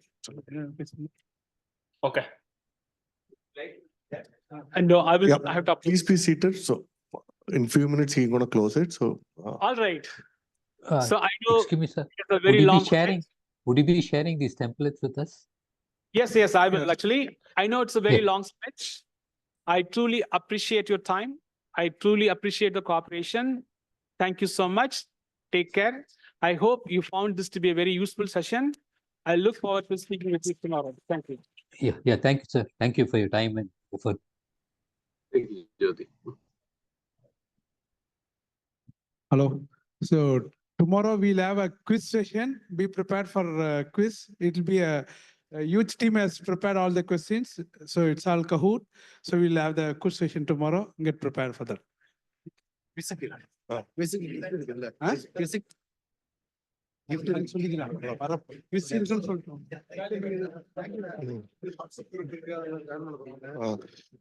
Thank you so much for everyone, and sorry for the little convenience on the audio system. And we are back on good shape right now. So we hopefully will continue the same thing tomorrow as well. And as I said earlier, we're gonna have 3 different internet points for us to exercise in the lab. So please prepare for a laptop with your charger, and we have enough spike busters. If you can bring your charger with a spike buster, that's also helpful. And if you have any personal hotspot, you can bring that as well. So it will help us to without interrupt on any internet issues. Sure. And tomorrow we have please order the food. Even online, you can order the food as well. Make sure that you choose that veg or non-veg, so that we can get the right number of food for you guys to serve. And the whole day session, it's gonna be it was too much tired for him as well. So to boost him, give him a big round of applause for Jothi. That tirelessly he is standing past 8 hours and talking. It's not an easy job. So yeah, thank you so much on behalf of Bay Area Tamil Mandram and on behalf of you guys who are joined through the Zoom as well. Thank you so much. Thank you.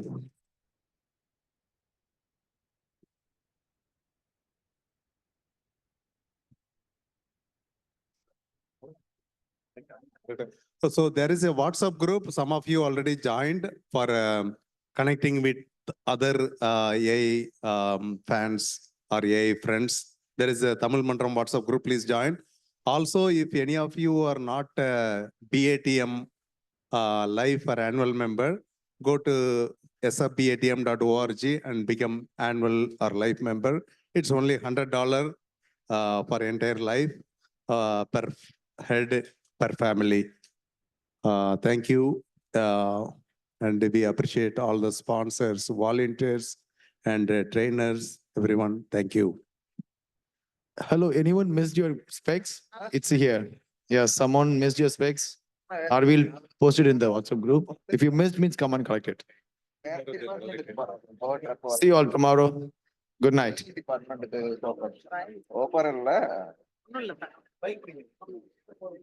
தமிழால் இணைவோம் ஆள்போல் தலைப்போம். இந்த எல்லாரும் தமிழ் மன்ற இடைங்கன்னு சொல்றது வந்து ஸ்டார்டிங்ல சொல்லணும். எல்லாரும் இருக்கிற ஓகே டெஸ்டிங் தான் ரைட் ஒர்க் தான் இல்லையா சொல்லிட்டோம். கார்ல கிடக்கணும். இமெயிலையும் போட்டிருக்கோமே. சரி நான் சொல்லுங்க. அவருக்கு எப்பவுமே அப்படிதான் சொல்லுவாங்க. எதுவும் ஆகவே மாட்டாரு. சரி அந்த டைம் இல்லையா மார்னிங்லாம் வந்து இப்ப சொல்றாங்க. இப்ப எல்லாரும் போயிட்டாங்கல்ல. அப்ப மைக்க கொடுக்க மாட்டேன்றீங்க. மைக் எடுக்கிறது தான் தெரியும்.